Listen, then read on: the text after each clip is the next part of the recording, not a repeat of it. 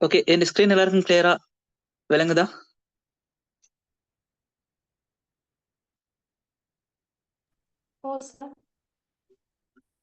Okay.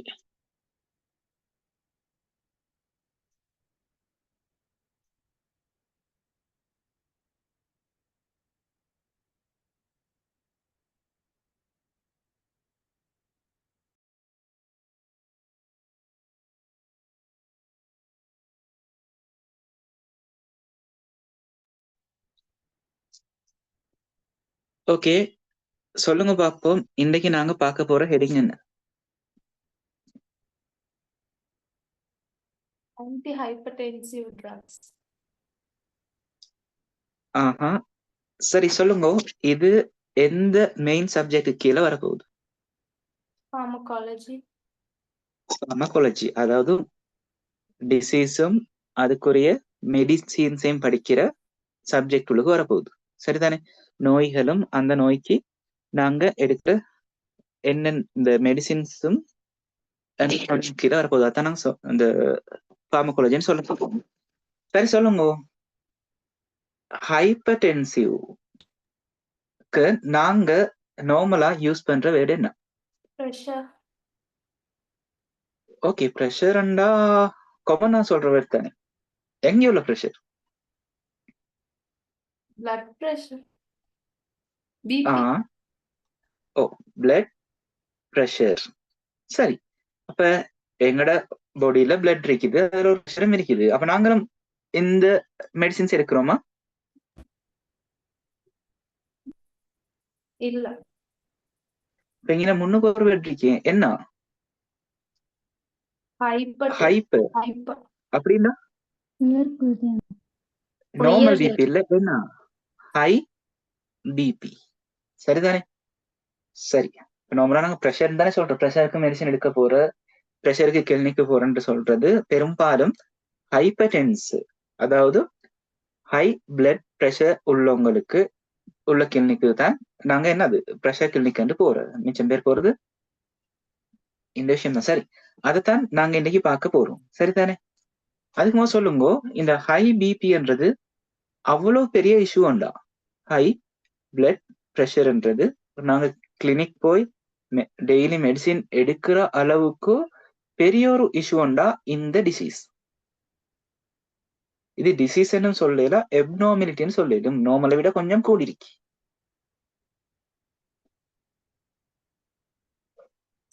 சொல்லுங்க. High ஆகுற நேரம் பிளட் கிளாட் ஆகுற சில ஆட்களுக்கு இந்த ரத்த கசிவு வாரி அந்த இது நாளமெல்லாம் வெடிச்சு கசிவு ஏற்படும். சரியா? அப்ப கசிவு பிரெயின்ல ஏற்பட்டா அதுக்கு தான் நாங்க என்ன சொல்றது? ஸ்ட்ரோக் இல்லாட்டி பேரலைஸ் சொல்றோம். சரியா? அப்ப உண்மையில சொல்ல போனா நார்மலா ஹை பிளட் பிரஷர் என்ன கிட்ட பெரிய இஷ்யூ ஒன்று இல்ல. ஆனா எப்ப இஷ்யூ ஆகுதுன்னா இது அடுத்தடுத்த டிசீஸ்க்கு கொண்டு போய் சேர்க்கறதாலதான் நாங்க இதுக்கு டெய்லி, அதாவது டெய்லி மெடிசின் எடுக்கிறது, கிளினிக் போறதுக்கு ரீசன் என்னன்னா இது பெரிய இஷ்யூ இல்லாததுக்கு இந்த டிசீஸ் இல்லாட்டி இந்த எப்நார்மிலிட்டி அடுத்தடுத்த டிசீஸ்க்கு கொண்டு போய் சேர்க்கறதால கட்டாயம் நாங்க இதை ட்ரீட் பண்ணத்தான் வேணும். சரியா? மேஜர் இஷ்யூஸ்க்கும் இந்த ஹைப்பர்டென்சிவ் எங்களை கொண்டு போய் சேர்க்கும். அப்ப அதால நாங்க கட்டாயம் எங்களோட பிளட் ப்ரெஷரை நார்மல் ரேஞ்சுக்கு கட்டாயம் மெயின்டைன் பண்ணி இருக்கணும். சரியா? அப்ப சில டைம் நார்மலை விட எங்களோட பிளட் ப்ரெஷர் கூடுறது, அந்த டைம் தான் நாங்க என்ன சொல்ல போறோம்? ஹை பிபி என்று. அது முக்கியம். நார்மலா இப்ப சொல்லுவோம், நீங்க ரோட்ல போறீங்க, அப்ப முன்னால நாய் உண்டோ இல்லாட்டி ஏதோ பயப்புற்ற விஷயம் ஒரு காண கிட்ட உங்களோட பிளட் ப்ரெஷர் கூடும். சரிதான்? நார்மலை விட கூடும், உங்களோட ஹார்ட் ரேட் கூடும், பிளட் ப்ரெஷர் கூடும். அப்ப அதை நாங்க ஹைப்பர் டென்சிவ்னு சொல்றதா?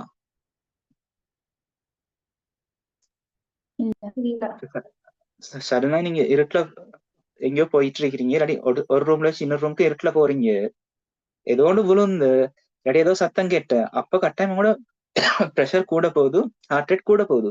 அப்ப அதுக்கு நாங்க ஹைப்பர் டென்சிவ் சொல்லி அதுக்கு நாங்க கிளினிக் போய் மறந்து இருக்கிறதா? இல்ல இல்ல, அது அட்ரினல் இன்க்ரீஸ் சுரப்பியால் நடக்கிற வேரியஸ். ஓ ஓ, அதுலயும் எங்களோட பிளட் பிரஷர் தான் கூடும், இதுலயும் பிளட் பிரஷர் தான் கூடுது. அப்ப நாங்க எந்த டைம்ல பயம் ஓ ஓ அது பயந்ததால தானே அப்படி ஆகும் சார், திடீர்னு ஒண்ணு நடக்க சொல்ல. ஓ ஓ ஓ நான் கேக்குறேன், இப்ப அதுவும் ஹை பிளட் பிரஷர் நாங்க தான். இப்ப ரெஸ்டிங் பொசிஷன்ல இருக்கிற நேரமும் எங்களோட பிளட் பிரஷர் ஹை ஆயிடுச்சுன்னு அதுக்கு தான் கண்டுபிடிக்கிறேன். அதான் நான் ஒரு வேர்டை தான் எதிர்பார்க்கிறேன். என்னண்டா இப்படி கூடிட்டு குறையிறது இல்ல, நார்மலாவே எங்கட பிளட் பிரஷர் நார்மலை விட கூடுதலா இருக்கிறத தான் நாங்க ஹைப்பர் டென்சிவ்னு சொல்றோம். சரியா? அந்த வேர்ட் தான் முக்கியம்.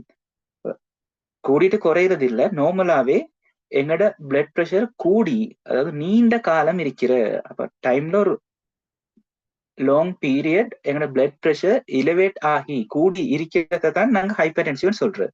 நார்மலா கூடி குறைஞ்சதுக்கு நாங்க அதுக்கு ஹைப்பர் டென்சிவ்னு சொல்றோம் இல்ல, சரிதானே? அப்ப இந்த ஹை பிபிக்கு எடுக்கிற மெடிசின்ஸை தான் இன்றைய கிளாஸ்ல பார்க்க போறோம். சரியா? அப்ப மிச்சம் முக்கியம், அதே நேரம் மிச்சம் கொமனா. நீங்க கிளினிக் போற ஆளோண்டு எடுத்து பார்த்தா மெயினா அவங்க 3 கிளினிக்கு தான் போவாங்க. சரியா? ஒன்று என்ன, இந்த ப்ரெஷர் கிளினிக், அடுத்தது டயபெட்டிக், அடுத்தது என்ன கொலஸ்ட்ரால். சரி, அந்த 3 கிளினிக் போறாக்கள் தான் கூடு. அப்ப மிச்சம் மிச்சம் கொமனான டிசீஸ். அதால உங்களோட எக்ஸாம் பேப்பர்ல நிறைய கொஸ்டின்ஸ இந்த பாட்டுல உங்களுக்கு கண்டுகொள்ளிடும். ஏண்டா அவங்க மிச்சம் மிச்சம் கொமனா யூஸ் பண்ற மெடிசின் இல்லாட்டி மிச்சம் கொமனா இருக்கிற டிசீஸ்க்குரிய மெடிசினை பத்தி தான் நிறைய கொஸ்டின்ஸ் எக்ஸாம் பேப்பர்ல கேட்கிற. சரியா? இப்ப மிச்சம் அரிதான விஷயங்களை கேட்கறே வரும். சரிதானே? அப்ப லாஸ்ட் கிளாஸும் நீங்க இந்த சிவிஎஸ் சம்பந்தப்பட்ட ஒரு டிசீஸ் எப்னார்மாலிட்டி தான் படிச்சிருப்பீங்க. குயிக்கா சொல்லுங்க, லாஸ்ட் கிளாஸ் நீங்க என்ன படிச்சீங்க? என்ஜைனா. சொல்லுங்க, என்ஜைனா என்ன? ஆக்சிஜன் சப்ளையை விட ஆக்சிஜன் டிமாண்ட் கூடுற நேரம் எங்களோட ஹார்ட்ல வர ஒரு பரிமாற்றம். ஓ, அப்ப தேவையான அளவை விட குறைஞ்ச அளவு ஆக்சிஜன் மயோகார்டியத்துக்கு எங்களோட ஹார்ட்ல உள்ள டிஷ்யூக்கு கிடைக்கிட்ட எங்களோட நெஞ்சில வார வலியை தான் நாங்க என்ஜைனான்னு சொல்றோம். சொல்லுங்க, எத்தனை டைப்ஸ் இருக்கு என்ஜைனா? 3 types. என்னென்ன? Stable, unstable, principal. ஸ்டேபிள், அடுத்தது அன்ஸ்டேபிள், அடுத்தது பிரின்சிபல். சொல்லுங்க, ஸ்டேபிள் என்ஜைனாடா? ஸ்டேபிள் அன்ஜினா வந்து அத்தெரோஸ்க்லெரோசிஸ் பல. அன்ஸ்டேபிள்னா?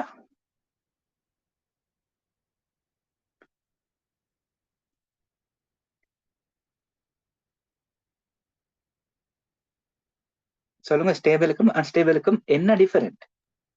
ஸ்டேபிள் வந்து அத்தெரோஸ்க்லெரோசிஸ் அந்த எங்களோட நாளங்கள்ல கொழுப்பு படிகிறது அளவாரி.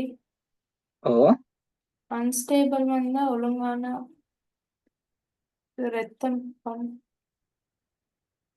சரி, அடுத்து பிரின்ஸ்மெட்டல் என்ஜைனாடா? அது வந்து இந்த நாளங்கள் சுருங்கி அந்த ஒரு வகையான சுருக்கத்தால. சொல்லுங்க, பிரின்ஸ்மெட்டல் என்ஜைனா பொதுவா யாருக்கு வாரு?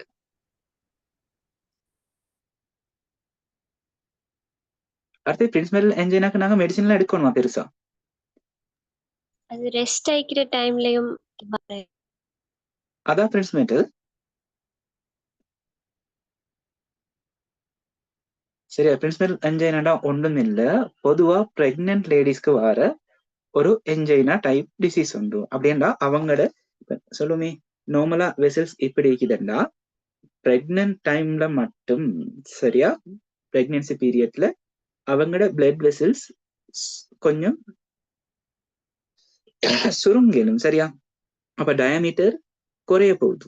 சரியா? அந்த உள்ளிடம் குறைய போற, அதனால அவங்களுக்கு ஹார்ட்ல உள்ள டிஷ்யூக்கு தேவையான பிளட்ல தானே ஆக்சிஜன் போற, பிளட் குறையுதுன்னா கட்டாயம் ஆக்சிஜன் கிடைக்கிறதும் குறைய போகுது.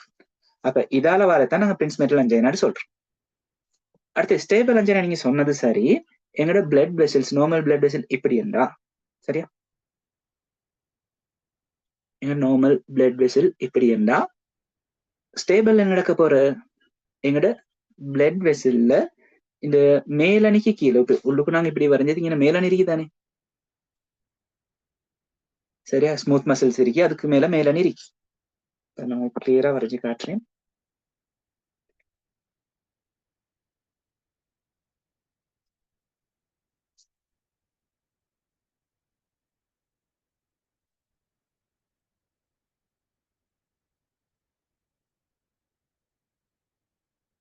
இது நார்மல் வெசல்ஸ் கொரோனரி வெசல் எடுத்தா என்ன நடக்க போகுது, இதுதான் அதுல சுவர் வைங்க, இவ்வளவும் அதுல சுவர் ஸ்மூத் மசில்ஸ் இருக்குது, அடுத்து மேலணியெல்லாம் இருக்கு. இப்ப ஸ்டேபிள் அஞ்சையில என்ன நடக்க போகுதுண்டா இந்த மேலணி உள்ளுக்கு, சரியா? மேலணிக்கு கீழால எத்ரோக்ளோரோசிஸ் ஃபார்ம் ஆகுற. எத்ரோக்ளோரோசிஸ் என்றது ஒன்றும் இல்ல, நாங்க டிரான்ஸ் வகை எடுக்கிற லிபிட் போய் அந்த இடத்துல படிகிற. படிக்கிட்ட நடக்கிற இந்த இடத்துல சொல்லுங்க என்ன நடக்கும், விட்டம் என்ன செய்ய போகுது, குறையும். குறையும், சரியா? அப்ப இந்த இடத்துல போற பிளட்டை விட இந்த இடத்துல போற பிளட் அளவு என்ன செய்யும், குறைவாய்க்கும். குறையும். அப்ப போற பிளட் அளவு குறையிருந்தா போற ஆக்சிஜன் அளவும் குறைய போகுது. அப்ப இது மாதிரி இந்த கண்டிஷன்ல வார என்ஜைனா அத நான் சொல்ற ஸ்டேபிள். ஏண்டா இப்ப நார்மலா ஓரளவு ஆக்சிஜன் போய் கொண்டுதான் இருக்கும், சரியா? ஓரளவு பிளட் போய்த்து கொண்டுதான் இருக்கும்.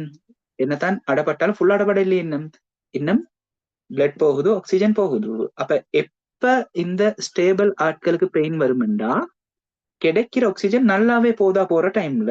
அப்படின்னா ஒரு எக்ஸசைஸ் செய்யறேன் வைங்கிறேன், அந்த டைம் கூடுதலா ஹார்ட்டுக்கு வேலை கூட தானே. அப்ப ஹார்ட்டுக்கு வேலை கூடண்டா ஆக்சிஜன் கூட தேவை. ஏன்னா நாங்க ஏலோல படிச்சிருக்கேன்னா எங்கே மைட்டோகாண்ட்ரியா இலைமணில தான் ஏடிபி உற்பத்தி நடக்க போகுது. அப்ப இலைமணில ஏடிபி சிந்தசிஸ் நடக்கணும்டா கட்டாயம் ஆக்சிஜன் தேவை. ஆக்சிஜன் இருந்தாதான் காற்று சுவாசம் நடந்து கூடுதலான அளவு ஏடிபி கிடைக்க போகுது, சரிதானே? அப்ப எக்ஸசைஸ் செய்யற ஹார்ட் கூடுதலா பம்ப் பண்ணணும், அதாவது ஹார்ட் ரேட் கூடுதலா இருக்கு. அப்ப அந்த டைம் நார்மலா கிடைக்கிற ஆக்சிஜனை விட அந்த டைம் கூடுதலா ஆக்சிஜன் ஹார்ட்டுக்கு தேவை. ஆனா இங்க என்ன பிரச்சனை, ஆத்ரோக்ளோரோசிஸ் படிஞ்சிருக்கிறதால கிடைக்கிற ஆக்சிஜன் போதா, அப்ப அந்த டைம் வலி எடுக்கும். இப்ப நார்மலா வலி எடுக்காது, ஒரு எக்ஸசைஸ் செய்ய கிட்ட ஹார்ட் ஒர்க் லோட் கூட கிட்ட அதுல ஃபங்க்ஷன் கூட கிட்டதான் ஸ்டேபிள் அஞ்சைனா ஆட்களுக்கு பெயின் வர போறோம். அப்ப அன்ஸ்டேபிள் அஞ்சைனாண்டா என்ன, இவங்களுக்கும் ஆத்ரோக்ளோரோசிஸே தான் படியுது, சரியா? இந்த இடத்துல ஆத்ரோக்ளோரோசிஸே தான் படியுது. ஆனா என்ன விஷயம்டா இந்த மேலணி இந்த இடத்தால உடையிற, சரியா? இந்த இடத்தால மேலணி உடையிறத்தால இன்னைக்கு என்ன நடக்கிறா ஒரு காயம் கொண்டு வார். காயம் கொண்டு வந்தா எங்கட உடம்புல உள்ளுக்குண்டாலும் சரி வெளியண்டாலும் சரி காயம் கொண்டு வந்தா அந்த இடத்துல கட்டாயம் கிளாட் ஒன்று ஃபார்ம் ஆகுறது, சரியா? இப்ப குருதி கசிறத தடுக்கிறதுக்கு கிளாட் ஃபார்ம் ஒன்று நடக்குது. அப்ப இந்த இடத்துல பிளேட்லெட் எல்லாம் வந்து குருதி சிறுதட்டு எல்லாம் வந்து கொஞ்சம் கொஞ்சமா இങ്ങനെ இப்படி ஒரு பிளேட்லெட்டாலான ஒரு கிளாட் ஒன்று ஃபார்ம் ஆக்கிட்டு போகுது, சரியா?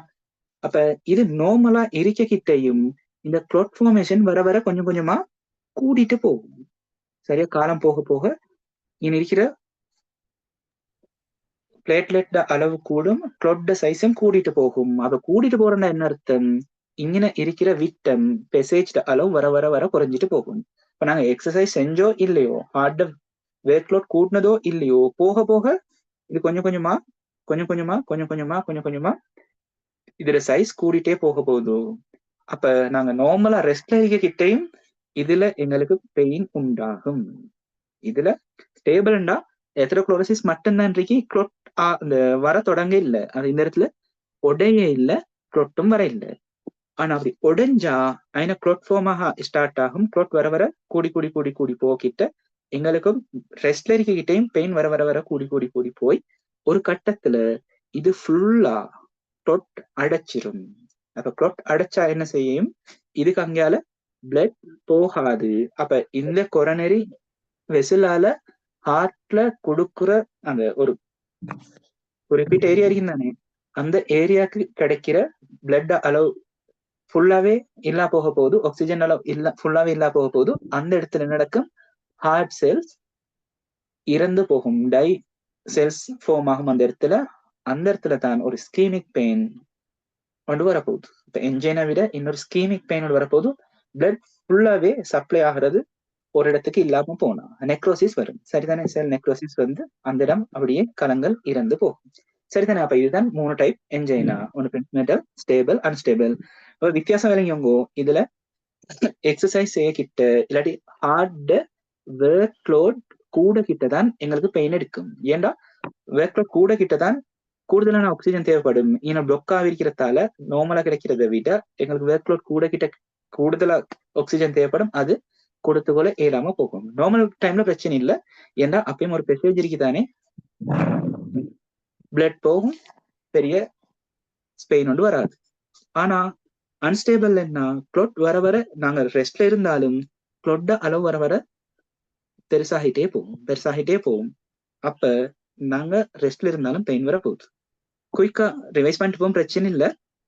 சொல்லுங்க, என்னென்ன மெடிசினை நாங்க என்ஜைனாக்கு எடுக்கிறோம், என்னென்ன குரூப்ஸ் இருக்குது சொல்லுங்க பாப்போம். Nitrates, beta blockers, calcium channel blockers. ஒன்று நைட்ரேட்ஸ்.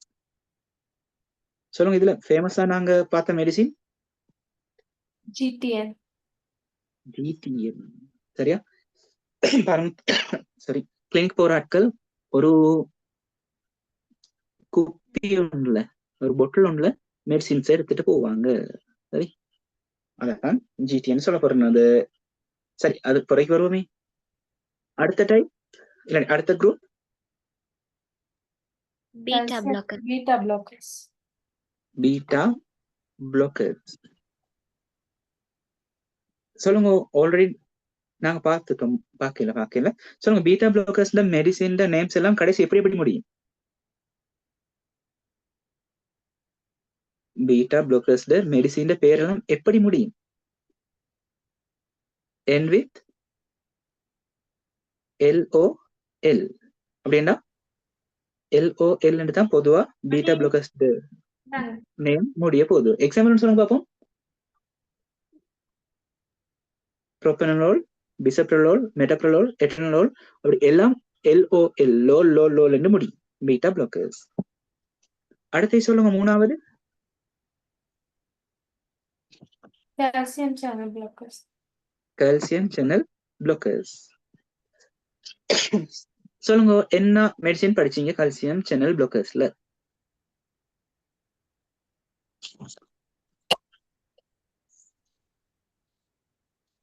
ரெண்டு மெடிசின் படிச்சிருப்பீங்க.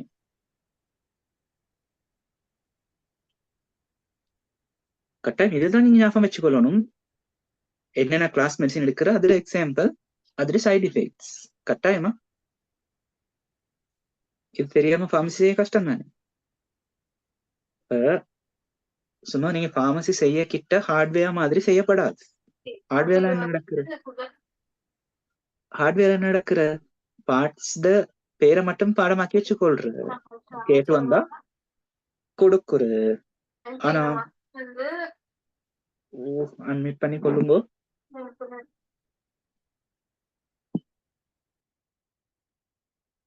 சரிதானே?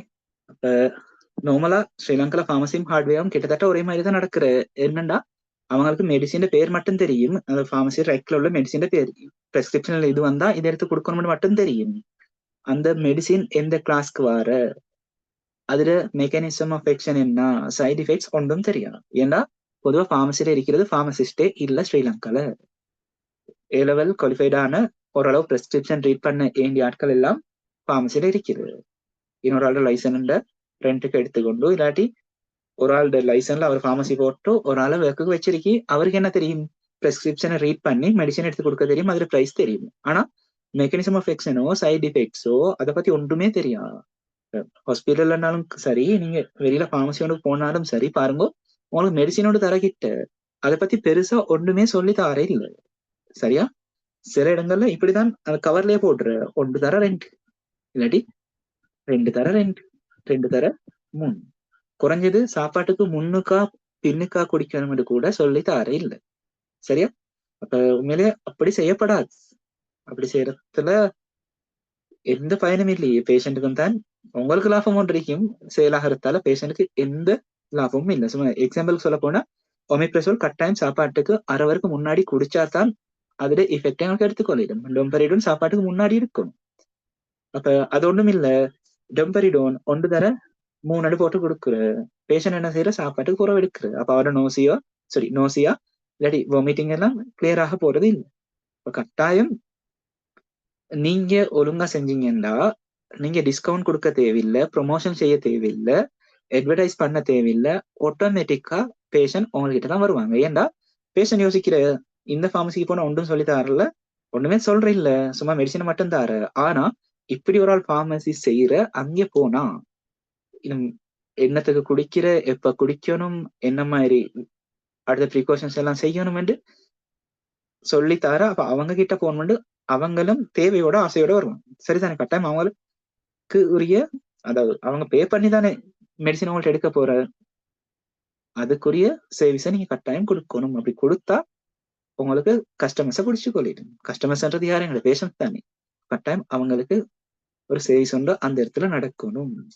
சொல்லுங்க, கால்சியம் சேனல் ப்ளோக்கர்ஸ்க்கு நீங்க என்னென்ன மெடிசின் பார்த்து? டைஹைட்ரோ 2 கிளாஸ்க்கு பிரிச்சிருப்பீங்க. ஒன்று டைஹைட்ரோ பிரிடின், அடுத்தது நான் டைஹைட்ரோ ஒன்றும் இல்ல. அந்த மெடிசின் கெமிக்கல் ஃபார்முலாவை எடுத்து பார்த்தா டைஹைட்ரோபெரிடின் இல்லாட்டி பெரிடின் ரிங் இருந்தா அதுக்கு நாங்க சொல்ற டைஹைட்ரோபெரிடின். பெரிடின் ரிங் இல்லைண்டா நான் டைஹைட்ரோபெரிடின் சொல்றேன். அப்ப பெரிடின் என்ன யோசிக்க தேவையில்லை. எங்களுக்கு தெரியும் தானே பென்சின். இந்த ரிங்க்கு பென்சின் எங்களுக்கு தெரியும், ஏன்டா நாங்க எவ்வளவு படிச்சு சுத்தி. அப்ப இதே மாதிரி யோசிச்சவங்க இன்னொரு ரிங் இருக்கு, அந்த ரிங்ல பேர் தானே என்ன, ஹைட்ரோபெரிடின். சரி, அப்ப நாங்க இருக்கிற கால்சியம் சேனல் ப்ளோக்கர்ஸ்ல அந்த ரிங் இருந்தா நாங்க டைஹைட்ரோபெரிடின் சொல்ல போறோம், இல்லைண்டா நான் டைஹைட்ரோபெரிடின் சொல்றேன். சொல்லுங்க, டைஹைட்ரோபெரிடினுக்கு என்னென்ன மெடிசின் பார்த்தீங்க?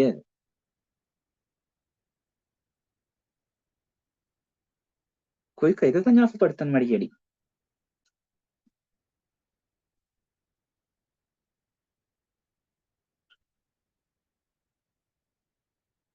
டைஹைட்ரோபெரிடின் மெடிசின் நேம்ஸ் எல்லாம் எப்படி முடியும்? ஃபைன் ஃபைன் இல்லாட்டி ஃபின்னு சொல்ற. சரியா? ஃபின்னு சொல்ற. சொல்லுங்க, எம்லோ எம்லோடிஃபைன். அடுத்தது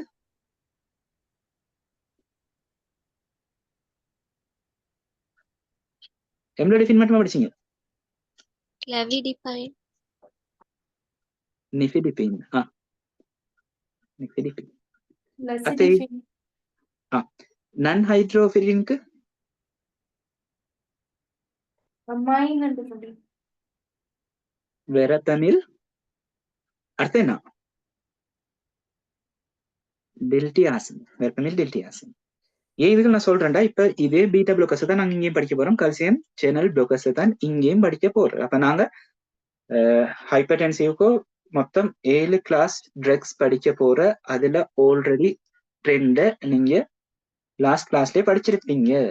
அப்ப லாஸ்ட் கிளாஸ்லயே இந்த 2 குரூப்பையும் நீங்க படிச்சு அதுக்குரிய மெடிசினை படிச்சு அதோட சைட் எஃபெக்ட்ஸை படிச்சு அதோட மெக்கானிசம் ஆஃப் ஆக்ஷனை தெரிஞ்சு வச்சிருந்தா இந்த கிளாஸ்ல நீங்க படிக்க வேண்டியது 5 குரூப்ஸை மட்டும்தான் ஹைப்பர்டென்சிவ் கீழே. ஏன்னா ஆல்ரெடி நீங்க 2 படிச்சு ஞாபகத்துல வச்சுட்டு இருக்கிறீங்க. இப்போ ஹைப்பர்டென்சிவ் படிச்சு முடிஞ்ச பிறகு நாங்க ஹார்ட் ஃபெயிலியரை படிப்போம். சரியா? அப்ப அதுலயும் இந்த 5ல 3வும் இதுல 2ம் வரும். ஆல்ரெடி அங்கினவே 5 மெடிசின் வரும். நாங்க படிக்க போறதும் 6 குரூப்ஸ். எக்ஸ்ட்ராவா நாங்க ஒரே ஒரு குரூப்பை தான் அந்த 2 ஹவர்ஸ் லெக்சர்ஸ்லயும் படிக்க தேவை. யாருக்கு நான் சொல்றேன்? ஆல்ரெடி கிளாஸ் படிச்சு முடிய கிட்ட அதை கிளியரா திரும்ப படிச்சு mechanism of action side defects, medicine என்னென்னு ஞாபகம் வச்சு கொண்டு இருக்கிறவங்களுக்கு, அப்ப அவங்களுக்கு திரும்ப திரும்ப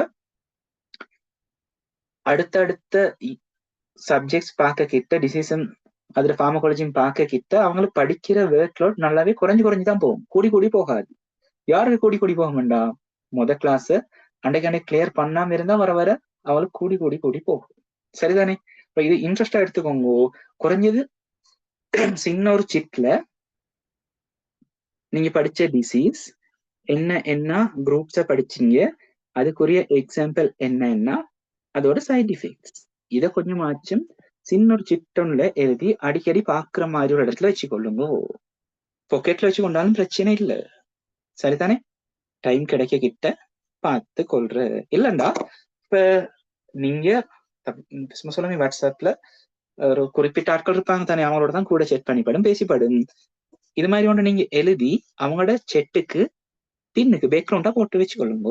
அப்ப நீங்க ஒரு ஹாய் எண்ட் மெசேஜ் அனுப்பி அங்கே ஹாய் எண்ட் வர காட்டிலும் உங்களுக்கு என்ன செய்யும், பேக்ரவுண்ட்ல உள்ள இந்த விஷயத்த பார்த்து கொள்ளிடும். சரிதானே? அப்ப ஒரே நேரத்துல 2 வேலையும் நடக்கும். அப்ப அங்கேயால டைப்பிங் போல கிட்ட இங்கால உங்களுக்கு என்ன செய்யணும், கல்சியம் சேனல் பிளாக்கர்ஸ்ட மெக்கானிசம் ஆஃப் ஆக்ஷனை பார்த்துக்கொள்ளிடும், மெடிசினை பார்த்துக்கொள்ளிடும், சைட் எஃபெக்ட்ஸை பார்த்துக்கொள்ளிடும். சரிதானே? அப்படி செஞ்சா கஷ்டம் இல்லை, டைம் தேவையில்லை வேறையா படிக்கணும்ன்றதுக்கு. சரி, நாங்க இன்னைக்கு உள்ள ஹெடிங்க்கு போவோம், லேட் ஆகுது. சரிதானே? அப்ப நாங்கள் இன்றைக்கு படிக்க போற டிசீஸும் சிவிஎஸோட சம்பந்தப்பட்டது, கார்டியோ வெஸ்குலர் சிஸ்டத்தோட சம்பந்தப்பட்ட ஒரு டிசீஸ் இல்லாட்டி எப்னார்மாலிட்டி தான் பார்க்க போறோம். அதுக்கு சிவிஎஸ்ல உள்ள கம்பனன்ட்ஸ் என்னென்னு பார்க்க போறோம். அதுலயும் மெயினா எசென்சியல் கம்பனன்ட்ஸ் என்னென்னு பார்க்க போற. குயிக் ஓவரால் ரீட் பண்ணுங்க. Cardiovascular system, essential components of CVS, the heart, blood, arteries and veins. அப்ப முதலாவது உள்ளது தெரியும், ஹார்ட்ன்றது. ஹார்ட் தான். அடுத்து Blood. எங்களோட சிவிஎஸ்ல முக்கியமான ஒரு கம்பனன்ட் தான் பிளட். பிளட் இல்லாம ஹார்ட்டும் வெசல்ஸும் இருந்து போதாவே. முக்கியமாவே ஹார்ட் இருக்கிற என்னத்துக்கு பிளட்டை பம்ப் பண்றது, அப்ப பிளட் இருக்கும். அடுத்தது ஹார்ட்டும் பிளட்டும் மட்டும் இருந்து போதா, ஹார்ட் பம்ப் பண்ற பிளட் ஒரு இடத்துக்கு கொண்டு போய் சேர்க்கறதுக்கு வெசல்ஸ் இருக்கணும். வெசல்ஸ் தான் நாங்க 2 பிரிச்சு வச்சிருக்கி. ஒன்னாவது என்ன, Veins. ஒன்று வெயின்ஸ், அடுத்தது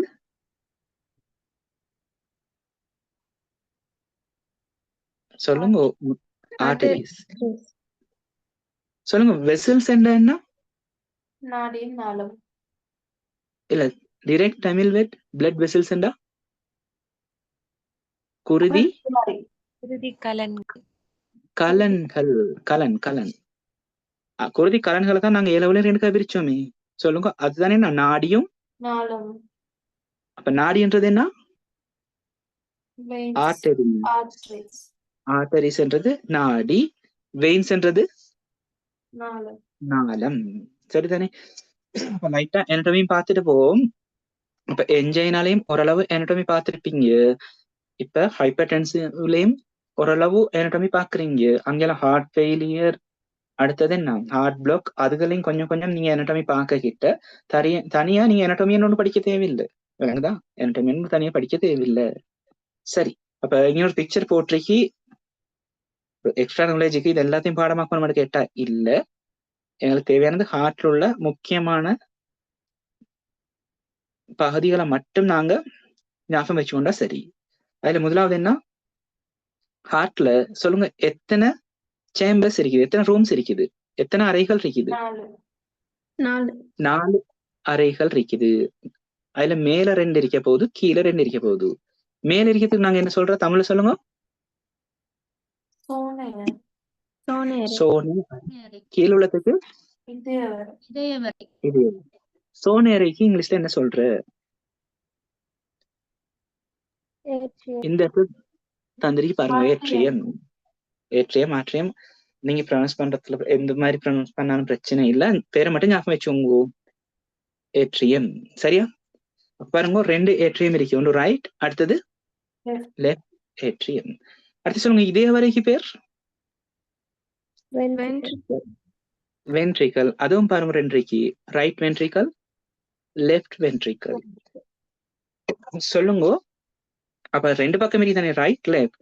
ரைட்டையும் லெஃப்டையும் பிரிச்சு வைக்கிற அந்த மென்சாவுக்கு நாங்க ஏ லெவல்ல என்ன பேர் படிச்சோம்? மென்சாவ். ஏ லெவல்ல படிச்ச தமிழ் பேரை சொல்லுங்க பாப்போம்.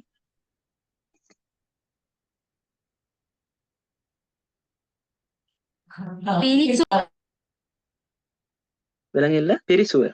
பெரிசுவர். அதோட இங்கிலீஷ் பேரை ஞாபகம் வச்சுக்கோங்க. என்னது? Intra intraventricular ventricular septum. சரியா? அடுத்து மயோகார்டியம்டா என்ன? இதய தசை.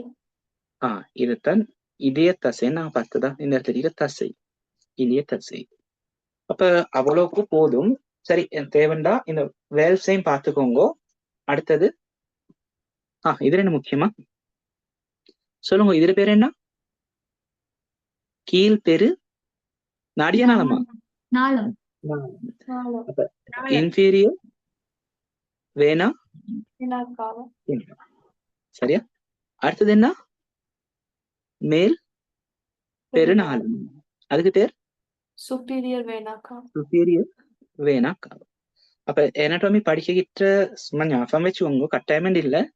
இந்த இன்ஃபீரியர் என்று சொல்றது ஏதாவது ஒன்று ஒப்பிடக்கிட்ட கீழே உள்ளதுக்கு. சுப்பீரியர் சொல்றது என்ன? அதை விட மேல உள்ளதுக்கு. சரிதானே? எனாட்டமி டேர்ம்ஸ்ல நீங்க எனாட்டமியை மெயினா ஒரு சப்ஜெக்டா படிக்கிட்டு இந்த வேர்ட்ஸ் எல்லாம் படிப்பீங்க. எங்களுக்கு அந்த அளவு தேவையில்லை. சரிதானே? அப்ப அது ரெண்டு முக்கியம். அடுத்தது ஹார்ட்ல வச்சு ஆரம்பிக்கிற நாடி, முக்கியமான ரெண்டு நாடி இருக்கு. அதுவும் கட்டாமி ஞாபகத்துல வச்சுக்கொள்ளணும். ஒன்று என்ன? வலது பக்கத்துல ஆரம்பிக்கிற நாடி சுவாச நாடி. சுவாச நாடியில சுவாச பெருநாடி. அதுக்கு நான் என்ன சொல்றேன்? Pulmonary artery. சரி, பல்மனரின்றது பொதுவா நாங்க லங்க்கு சொல்றது பல்மனரி. ஆர்டரி என்றது சுவாசப்பை நாடி. அடுத்த முக்கியமானது தொகுதி பெரு. அதுக்கு பேர் என்ன சொல்ற?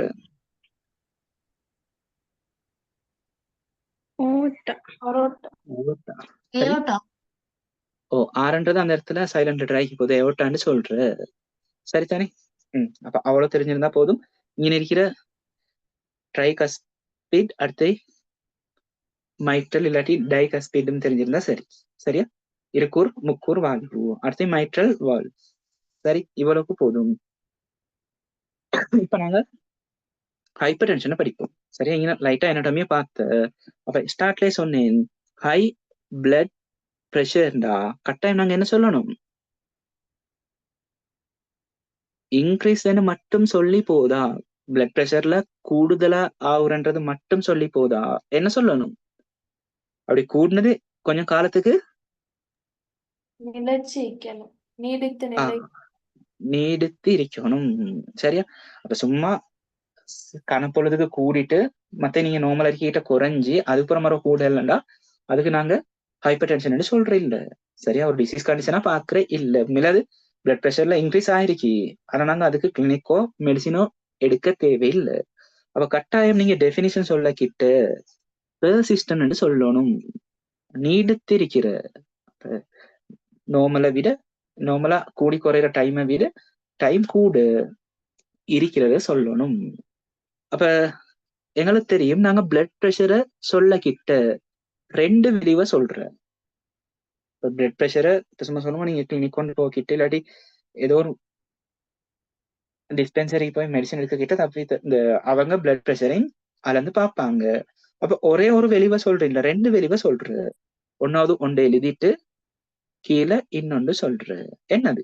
மேலுள்ளது என்ன, கீழே உள்ளது என்ன? சுருக்க அமுக்கத்தின் கீழ் தளர்வு. சுருக்க அமுக்கம் கீழே தளர்வு அமுக்கம். சுருக்க அமுக்கம்டா அந்த பிளட் வந்து பம்ப் ஆகுற நேரம் இந்த நாடில பிரஷர். தளர்வு அமுக்கம் வேண்டா நார்மல் கண்டிஷன்ல, நார்மலா பிளட் போகாத நேரம் இருக்கிறது. நாடியில பிளட் இல்லாம இருக்குமா? அப்படியா? இல்ல பாருங்க பேர்லயே இருக்கு. டைம் இல்லாம மத்த பேர்லயே இருக்கி சுருங்கல் அடுத்து தளர்வு தானே அப்படின்னா எங்கட வென்ட்ரிக்கல் சுருங்குற டைம். சரியா, இங்க பார்த்தோமே வென்ட்ரிக்கல் இதயவரை சுருங்கி இருக்கிற டைம்ல எங்கட நாடியில் உள்ள அமுக்கம் மேல் வந்து சொல்றது. அதாவது எங்கட இதய வரை அதுலயும் முக்கியமா இடது இதய வரை சுருங்கின டைம்ல எங்கட நாடியில் உள்ள அமுக்கம் அதைத்தான் நாங்க சுருங்கல் அமுக்கம் சொல்ற. இனி இந்த பேரை ஞாபகம் வச்சுக்கோங்க. என்னது? Systolic pressure. Systolic pressure. சரியா, அடுத்தது தளர்வு அமுக்கம்டா எங்கட இதய வரை அதுவும் இடது இதய வரை தளர்வா இருக்க கிட்ட சுருங்கி இல்ல இப்ப தளர்வா இருக்கி அந்த டைம்ல நாடியில் உள்ள அமுக்கம். அதுக்கு நாங்க என்ன சொல்ற? டயஸ்டோலிக் பிரஷர் இல்லாட்டி தளர்வு அமுக்கம். சரிதானே? அப்ப முக்கியம் அடுத்தது நாங்க பிளட் பிரஷரை பாக்குற நாடியில 2 கட்டத்துல பாக்குற ஒன்று இதயவரை சுருங்கி இருக்க கிட்ட, அடுத்தது இதயவரை சொல்லுங்க தளர்வா இருக்க கிட்ட. சுருங்கம் இருக்கிட்டன்னு சொல்றதுக்கு என்ன சொல்றாங்க? என்ன பிரஷர்? Systolic pressure. அடுத்து தளர்வா இருக்க கிட்ட diastolic பிரஷர். நார்மலா சொல்லுங்க, ஆரோக்கியமான ஒரு ஆள்ட சரியா ஹெல்த்தி அடல்ட் ஒன்றோட சிஸ்டோலிக் பிரஷர் எவ்வளவா இருக்கும்? 120 மில்லிமீட்டர் to 120. டயஸ்டோலிக் 80 சொல்லுங்க. இது எந்த யூனிட்ல அளக்குற நாங்க? இதுவும் எக்ஸாம்ல ஒரு மில்லிமீட்டர் கொஸ்டினா வந்து மில்லிமீட்டர் ஹைட்ரோவைர் மேக்யூரி. சரியா, மில்லிமீட்டர் ரசத்துல தான் அளக்குற. சரிதானே?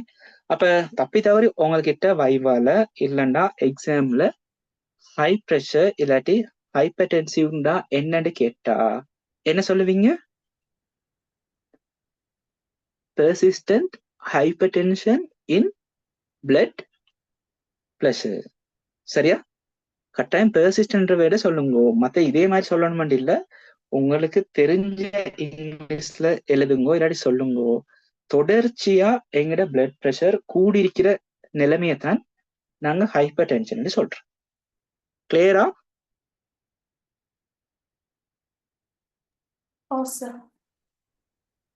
சரியா?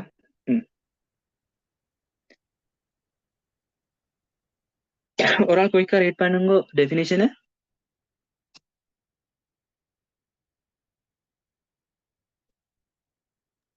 According to WHO, hypertension is persistent increase in blood pressure, 140 millimeter mercury systolic and 90 millimeter mercury diastolic.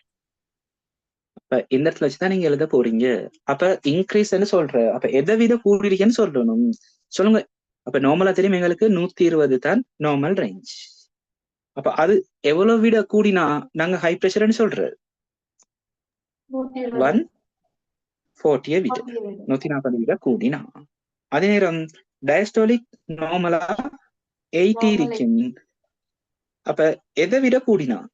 90 சும்மா சொல்லுவோம், ஒரு ஆள்ட டயஸ்டோலிக் மட்டும் கூடுது இல்லாட்டி சிஸ்டோலிக் மட்டும் கூடுது, அந்த டைம்ல நாங்க அவருக்கு ஹைப்பர் டென்ஷன் ரீக்கன்னு சொல்றதா இல்லை?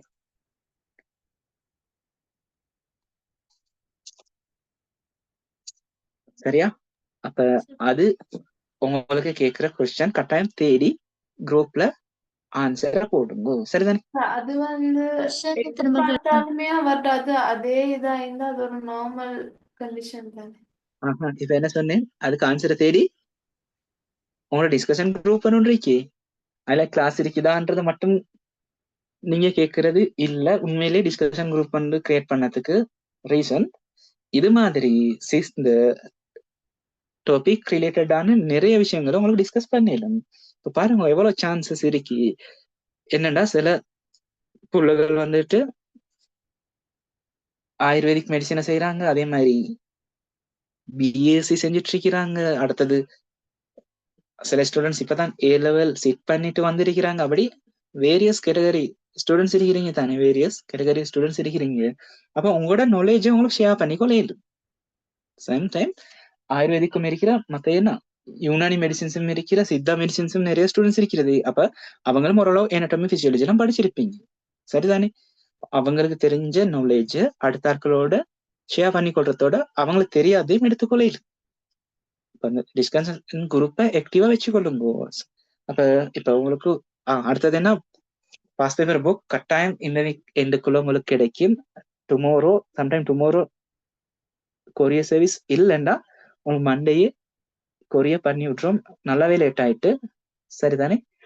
அடுத்தது இந்த குரூப்ல போட்ட விஷயம் என்னன்னா, நீங்க 2 புக்ஸையும் ஆர்டர் பண்ணிருந்தீங்கடா, உடனே 3000 புக்கு எடுத்திருக்குதானே.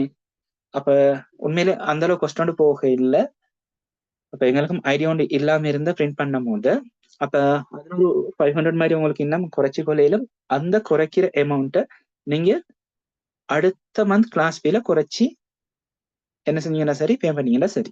அப்ப 2 புக்ஸையும் ஆர்டர் பண்ணியிருந்த ஆட்கள் ஏப்ரல் மந்த்துக்கு 1500 மட்டும் பே பண்ணினா போதும், சரி? அதே மாதிரி ஒரு புக் ஆர்டர் பண்ண ஆட்கள் 1700 அப்படியே போட்டிருந்தேன்.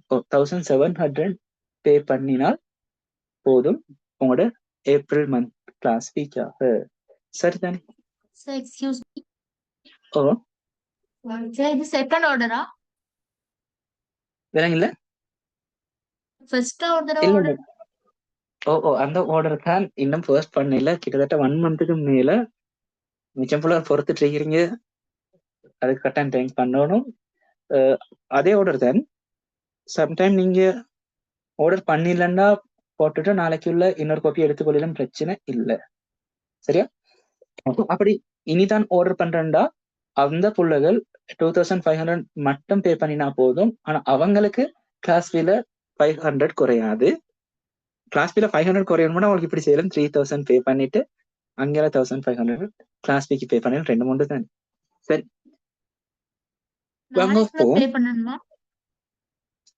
மண்டேக்குள்ள பே பண்ணீங்கன்னா சரி, கட்டாயம் அப்படின்னா சொல்லுங்க. ஏன்னா நான் புக்ஸை எடுத்துட்டேன் அப்படி இன்னைக்கு சொன்னா எனக்கு மண்டே உள்ளுக்கு சொல்லி பிரிண்ட் பண்ணிக்கொள்ள. Sir, சரிதானே? நாளைக்கு pay பண்ணிட்டு நான் சொல்றேன் sir. சரி, ஓகே. இப்ப பிளட் ப்ரெஷர் டெஃபினிஷன் பார்த்தாச்சு. இப்ப நாங்க பார்ப்போம் இந்த பிளட் ப்ரெஷர் எந்தெந்த விஷயத்துல தங்கி இருக்கின்ற. கொஞ்சம் நீங்க வெயிட், ஒரு நிமிஷம் தாங்க.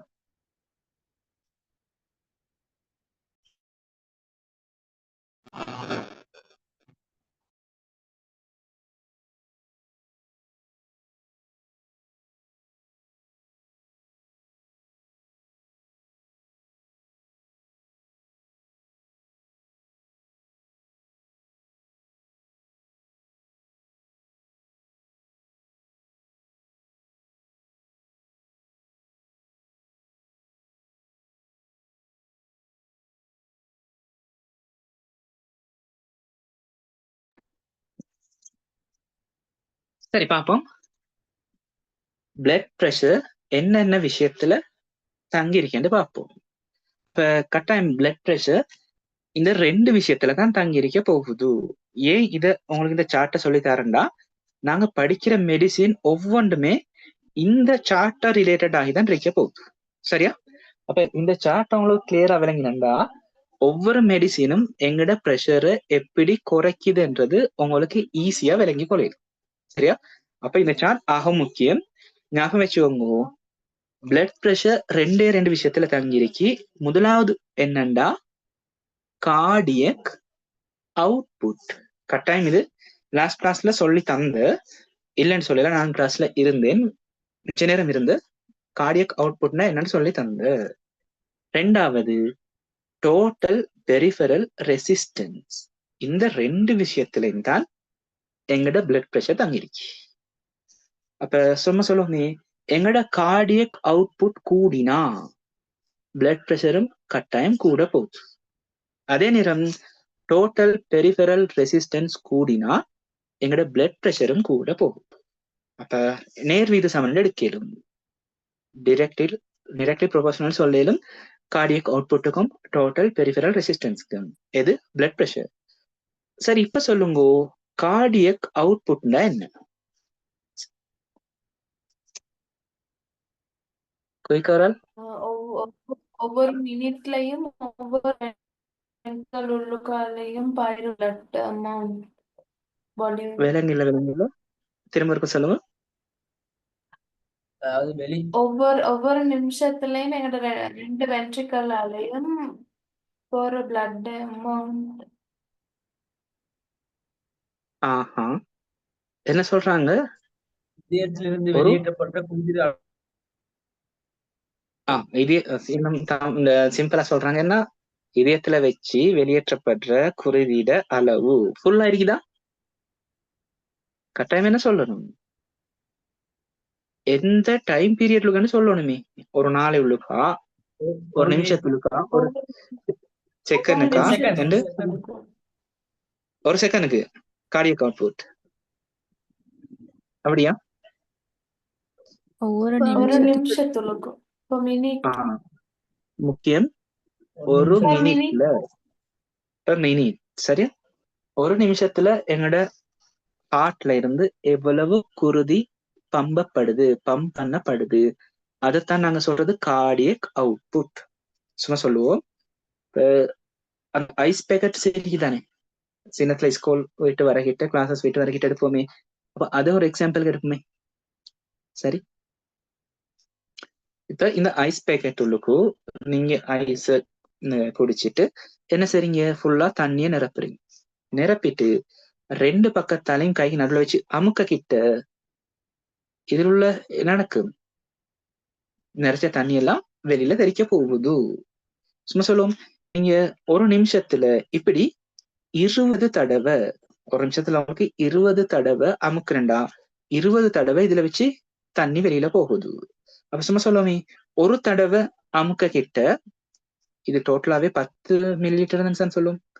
10 மில்லி லிட்டர்டா 20 தடவை அமுக்க கிட்ட டோட்டலா இந்த ஐஸ் பேக்கெட்ல வச்சு வெளியில போன தண்ணிடால் அளவு எவ்வளவு?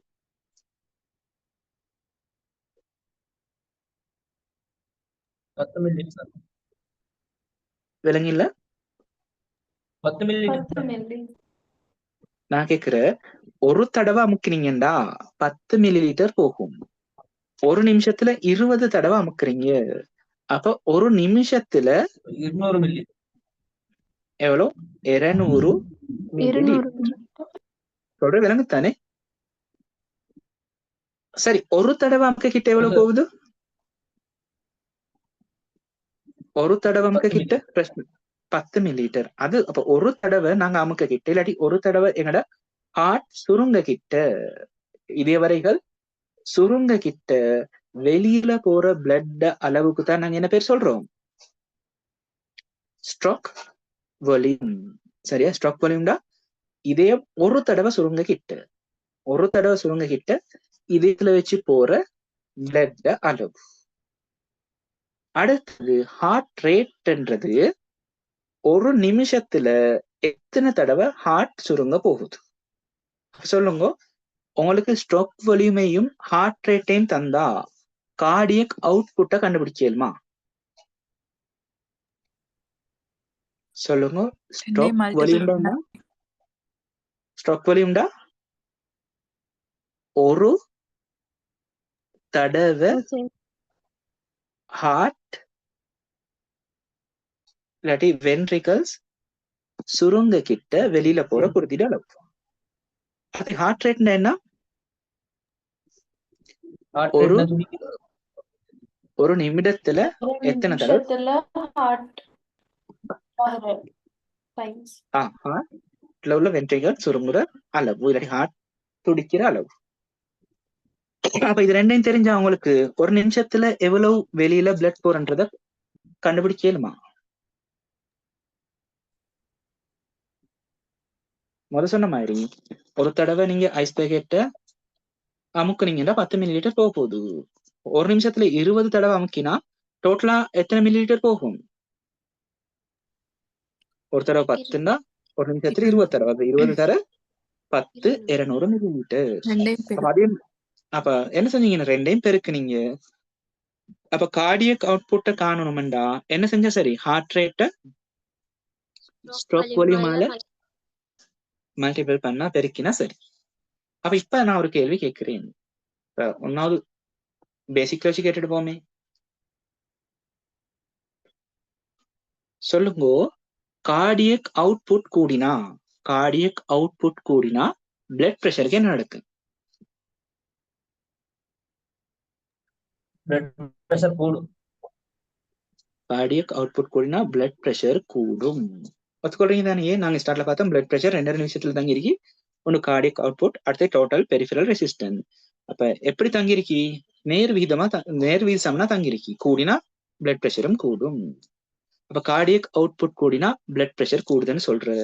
அடுத்து சொல்லுங்க, டோட்டல் பெரிஃபரல் ரெசிஸ்டன்ஸ் கூடினா பிளட் பிரஷருக்கு என்ன நடக்கும்? கூடும். அப்பயும் கூடும். இப்ப நான் கேக்குற, ஹார்ட் ரேட் கூடினா பிளட் பிரஷருக்கு என்ன நடக்கும்?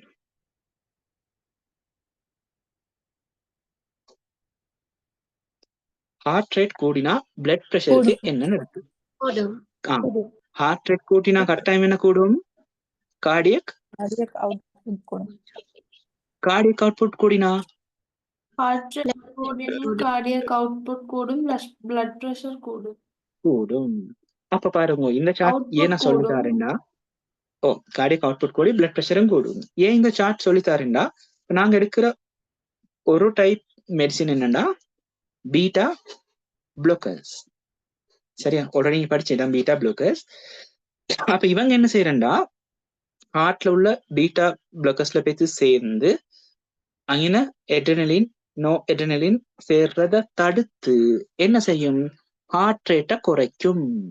சொல்லுங்க, ஹார்ட் ரேட்டை குறைச்சா என்ன நடக்கும்? ஹார்ட் ரேட்டை குறைச்சா என்ன நடக்கும்? அடி நான் வந்துச்சுடா, பீருக்கு 1000 ரூபாய் செலவழிச்சோம்டா. நீ ஆனுடா 100 ரூபாய் பெட்ரோல்டா. வித்து வாடா. சொல்லுங்களே, என்ன சொன்னேன்? பீட்டா ப்ளோக்கர்ஸ் எடுத்தா ஹார்ட் ரேட் குறையும், அதால கார்டியக் அவுட்புட் குறையும், அதால பிளட் பிரஷர் குறையும். அப்ப உங்களுக்கு எக்ஸாம்ல கேக்குற பீட்டா ப்ளோக்கர்ஸ் வந்து எப்படி பிளட் பிரஷரை குறைக்க போகுது? அப்ப என்ன நீங்க ஆன்சர் எழுதிங்க? பீட்டா ப்ளோக்கர்ஸ் எப்படி பிளட் பிரஷரை குறைக்க போகுதுன்னு கேட்டா எப்படி ஆன்சர் எழுதுவீங்க? எப்படி குறைக்குதுன்னு கேட்காட்டி இப்படி கேட்கலும், மெக்கானிசம் ஆஃப் ஆக்ஷன் கேட்கலும். அதுக்கு கேட்டா என்ன சொல்லுவீங்க? பீட்டா பிளாக்கர்ஸ் ஹார்ட் ரேட் குறைச்சி கார்டியக் அவுட்புட் குறைக்கிறதுனால கார்டியக் அவுட்புட் குறையும், அதனால பிளட் பிரஷர் குறையும். அவங்களுக்கு சொன்னா சரி. இன்னும் எக்ஸ்ட்ரா சொல்றேன்டா, பீட்டா ப்ளோக்கர்ஸ்னா என்ன? ஹார்ட்ல உள்ள பீட்டா ரிசெப்டர்ல போய்த்து சேர்ந்து அந்த இடத்துல எட்ரினலின் நோ எட்ரினலின் சேர்றதை தடுக்கும். அதால ஹார்ட் ரேட் குறையும், கார்டியக் அவுட்புட் குறையும், அதால பிளட் பிரஷரும் குறையும். அவ்வளவு சொன்னா சரி. அப்ப இந்த 2 பேரும் உங்களுக்கு ஆல்ரெடி தெரிஞ்சிருக்கும். எட்ரினலின் நோ எட்ரினலின் எங்களோட பரிவு தூண்ட கிட்ட வார நியூரோ டிரான்ஸ்மிட்டர்ஸ். அவங்க தான் ஹார்ட் ரேட்டை கூட்டுறாட்கள். அப்ப எட்ரினலின் நோ எட்ரினலின் ஹார்ட்ல சேர்ற ஒரு இடம் இருக்கு தானே, அந்த ரிசெப்டர்ல போய் இவங்க பீட்டா ப்ளோக்கர்ஸ் எட்ரினலின் நோ எட்ரினலின் சேர்றதை தடுக்குற. அதால ஹார்ட் ரேட் குறையிற, கார்டியக் அவுட்புட் குறையிற, பிளட் பிரஷரும் குறையிற. அப்ப இந்த சார்ட் விளங்கிச்சண்டா உங்களுக்கு இந்த 7 குரூப் மெடிசினை எப்படி பிளட் பிரஷர் குறைக்குதுன்னு சொல்லலுமா? சரியா? அடுத்து பார்ப்போம். ஹார்ட் ரேட் சரி என்னன்னு தெரியும். அடுத்து ஸ்ட்ரோக் வால்யூம். சொல்லுங்க, ஸ்ட்ரோக் வால்யூம் திரும்ப இருக்கா என்னண்டு?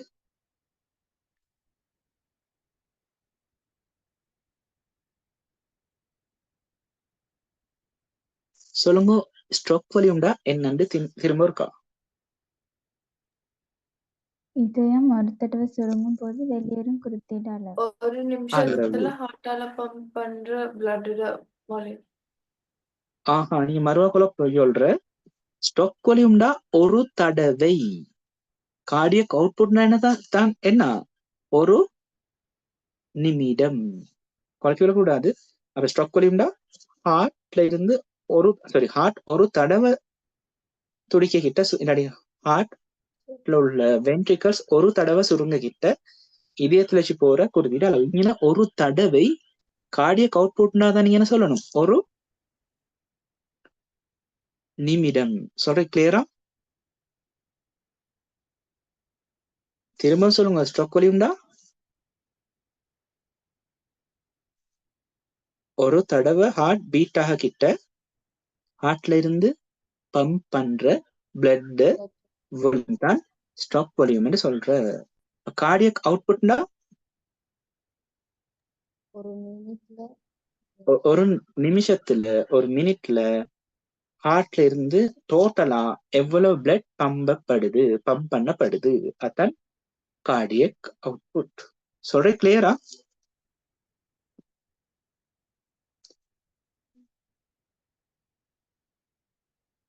கிளியர் ஆட்கள் கொஞ்சம் ஹேண்ட் ரைஸ் பண்ணுங்க. இது விளங்கி கொண்டா பின்னுக்குள்ள மெடிசின் குரூப் எல்லாம் ஈஸியா படிக்கலும். விளங்குது என்ற ஆட்கள்?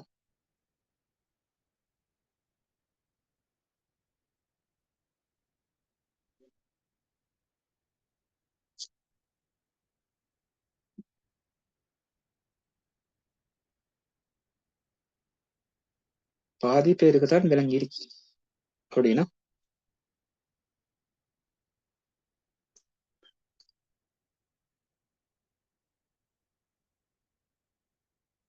சரி, திரும்ப ஒருக்கா சொல்லிட்டு அங்கே போவோம். இல்லாட்டி அடுத்த ஆட்களுக்கும் போர் அடிக்க போகுது. கார்டியக் அவுட்புட்னா ஒரு நிமிஷத்துல எவ்வளவு ஹார்ட்ல இருந்து பிளட் வரப்போகுது வெளியில. ஸ்ட்ரோக் வால்யூம்னா ஒரு தடவை சுருங்க கிட்ட ஹார்ட்ல இருந்து வெளியில எவ்வளவு பிளட் வரப்போகுது. அடுத்தது இந்த ஸ்ட்ரோக் வால்யூம் 2 விஷயத்துல தங்கிருக்கி. குயிக்கா ரைட் பண்ணுங்க ஒரு ஆள். ஒன்று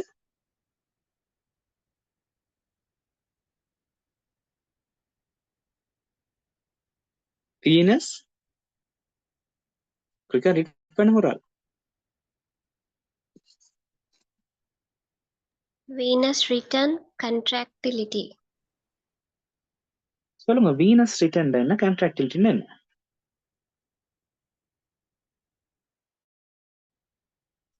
சரி பார்ப்போம். வீனஸ் ரிட்டர்ன்டா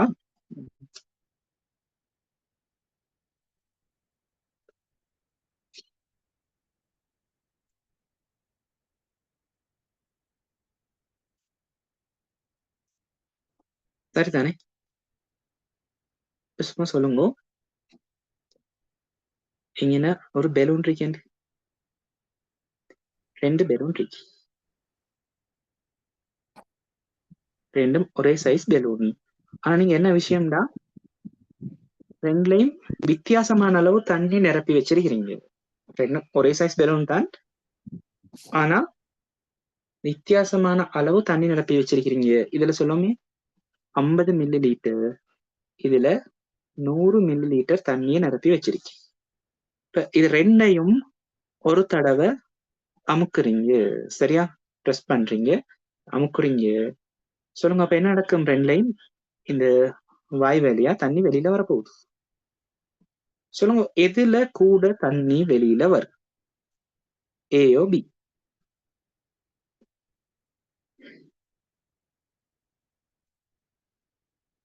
சொல்ற விதங்களா? 2 பெலூன்ல தண்ணியை நிரப்புறீங்க. ஒரு பெலூன்ல 50 மில்லி லிட்டர், ஒரு பெலூன்ல 100 மில்லி லிட்டர். ரெண்டையும் அமுக்குறீங்க, பெலூன் ரெண்டையும் அமுக்குறீங்க. எதிரால கூட தண்ணி வெளியில வரப்போகுது. பி. சிம்பிள் தானே. பி. கூட உள்ளுக்கு இருந்தா தானே கூட வெளியில வரையுது. கூட உள்ளுக்கு இருந்தா தான் நிறைய தண்ணி, உள்ளுக்கு இருந்தா தான் நிறைய தண்ணி வெளியே வரையுது. அதே தான் இங்கேயும் பாருங்க.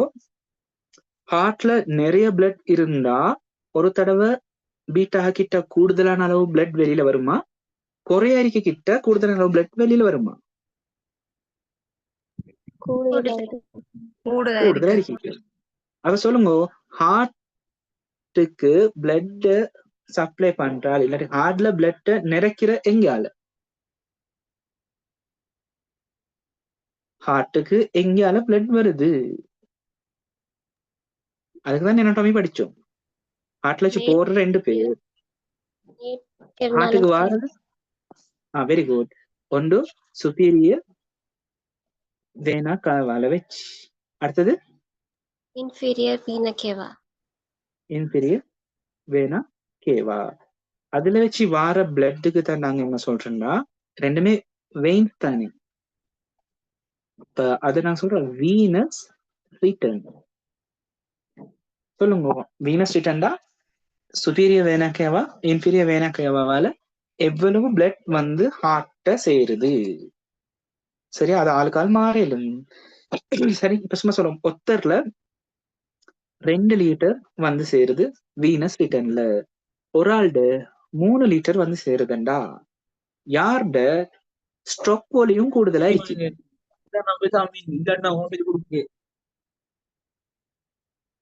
சொல்லுங்க.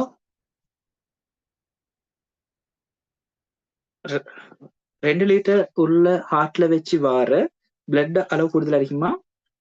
3 லிட்டர் பிளட் இருக்கிற ஹார்ட்ல வச்சு வார பிளட் அளவு கூடுதலா இருக்குமா? 3 3 லிட்டர். லிட்டர். 3 லிட்டர். அப்படி வார வால்யூம் தான் நாங்க ஸ்ட்ரோக் வால்யூம்னு சொல்றோம். ஒரு தடவை அவங்க கிட்ட வாருது ஸ்ட்ரோக் வால்யூம். அப்ப அது கிளியரா விளங்கும் தானே. ஹார்ட்ல கூட பிளட் இருந்தா பிரஸ் பண்ண கிட்ட கூடுதலான அளவு பிளட் வரப்போகுது. குறைவா இருந்தா குறைவா வரப்போகுது. அப்ப கூடுதலா இருக்கிறதா குறைய பிளட் இருக்குதான்றது தீர்மானிக்கிற ஹார்ட்டுக்கு வர பிளட் அளவை வச்சு. அதுதான் நாங்க வீனஸ் ரிட்டர்ன் சொல்றோம். அடுத்தது என்ன? கன்ட்ராக்டிலிட்டி. இப்ப இத இப்படி ஒரு எக்ஸாம்பிள் வச்சு சொல்றேன். இப்ப கிளாஸ்ல இருக்கிறீங்க, இல்லாட்டி யூனிவர்சிட்டியில உட்கார்ந்துட்டு இருக்கிறீங்க, உங்களோட பக்கத்திலேயே ஒரு ஆள் உங்களோட கைக்கு, சரியா, நீங்க சீரியஸா படிச்சிட்டு இருக்கிற சொல்லுங்க, இது உங்களோட கையன்னு ரெண்டு சந்தர்ப்பத்தை இருப்போம். பக்கத்துல உள்ள ஆள் என்ன செய்யற, அந்த ரப்பர் பேண்ட் இருக்குது அத உண்ட இந்த அளவுக்கு நீட்டி உங்களோட கைக்கு அடிக்குது, இழுத்து அடிக்கிற கைக்கு. இந்த சந்தர்ப்பத்துல இவ்வளவுக்கு நீட்டி அடிக்குது, சரியா? இப்ப சொல்லுங்க, இது ஒரு 5 சென்டிமீட்டருக்கு ரப்பர் பேண்டை நார்மலா 1 சென்டிமீட்டர் உள்ள ரப்பர் பேண்ட் 1 சென்டிமீட்டர் அடிக்கிறது சான்ஸ் குறைவே. 2 சென்டிமீட்டர் உள்ள ரப்பர் பேண்டை 5 சென்டிமீட்டருக்கு இழுத்து அடிக்கிற. அடுத்தது ஒரு 10 சென்டிமீட்டருக்கு இழுத்து அடிக்கிற. இது சந்தர்ப்பம் 1, இது சந்தர்ப்பம் 2. நார்மலா நடக்கிற விஷயம். எந்த டைம்ல கூடுதலான வலிய உணருவீங்க? A or B? பி. பி கட்டாயம். அப்ப இந்த இடத்தால வார ஃபோர்ஸ்ட அளவு இந்த இடத்துல வார ஃபோர்ஸ்ட அளவை விட கூடவா குறைவா? கூடவா இருக்கும். கூடுதலா இருக்கும். இதே தான் ஹார்ட் பிளட் நிறைய கிட்ட எவ்வளவுக்கு எவ்வளவு விரியுதோ அவ்வளவுக்கு அவ்வளவு திரும்ப சுருங்கும்.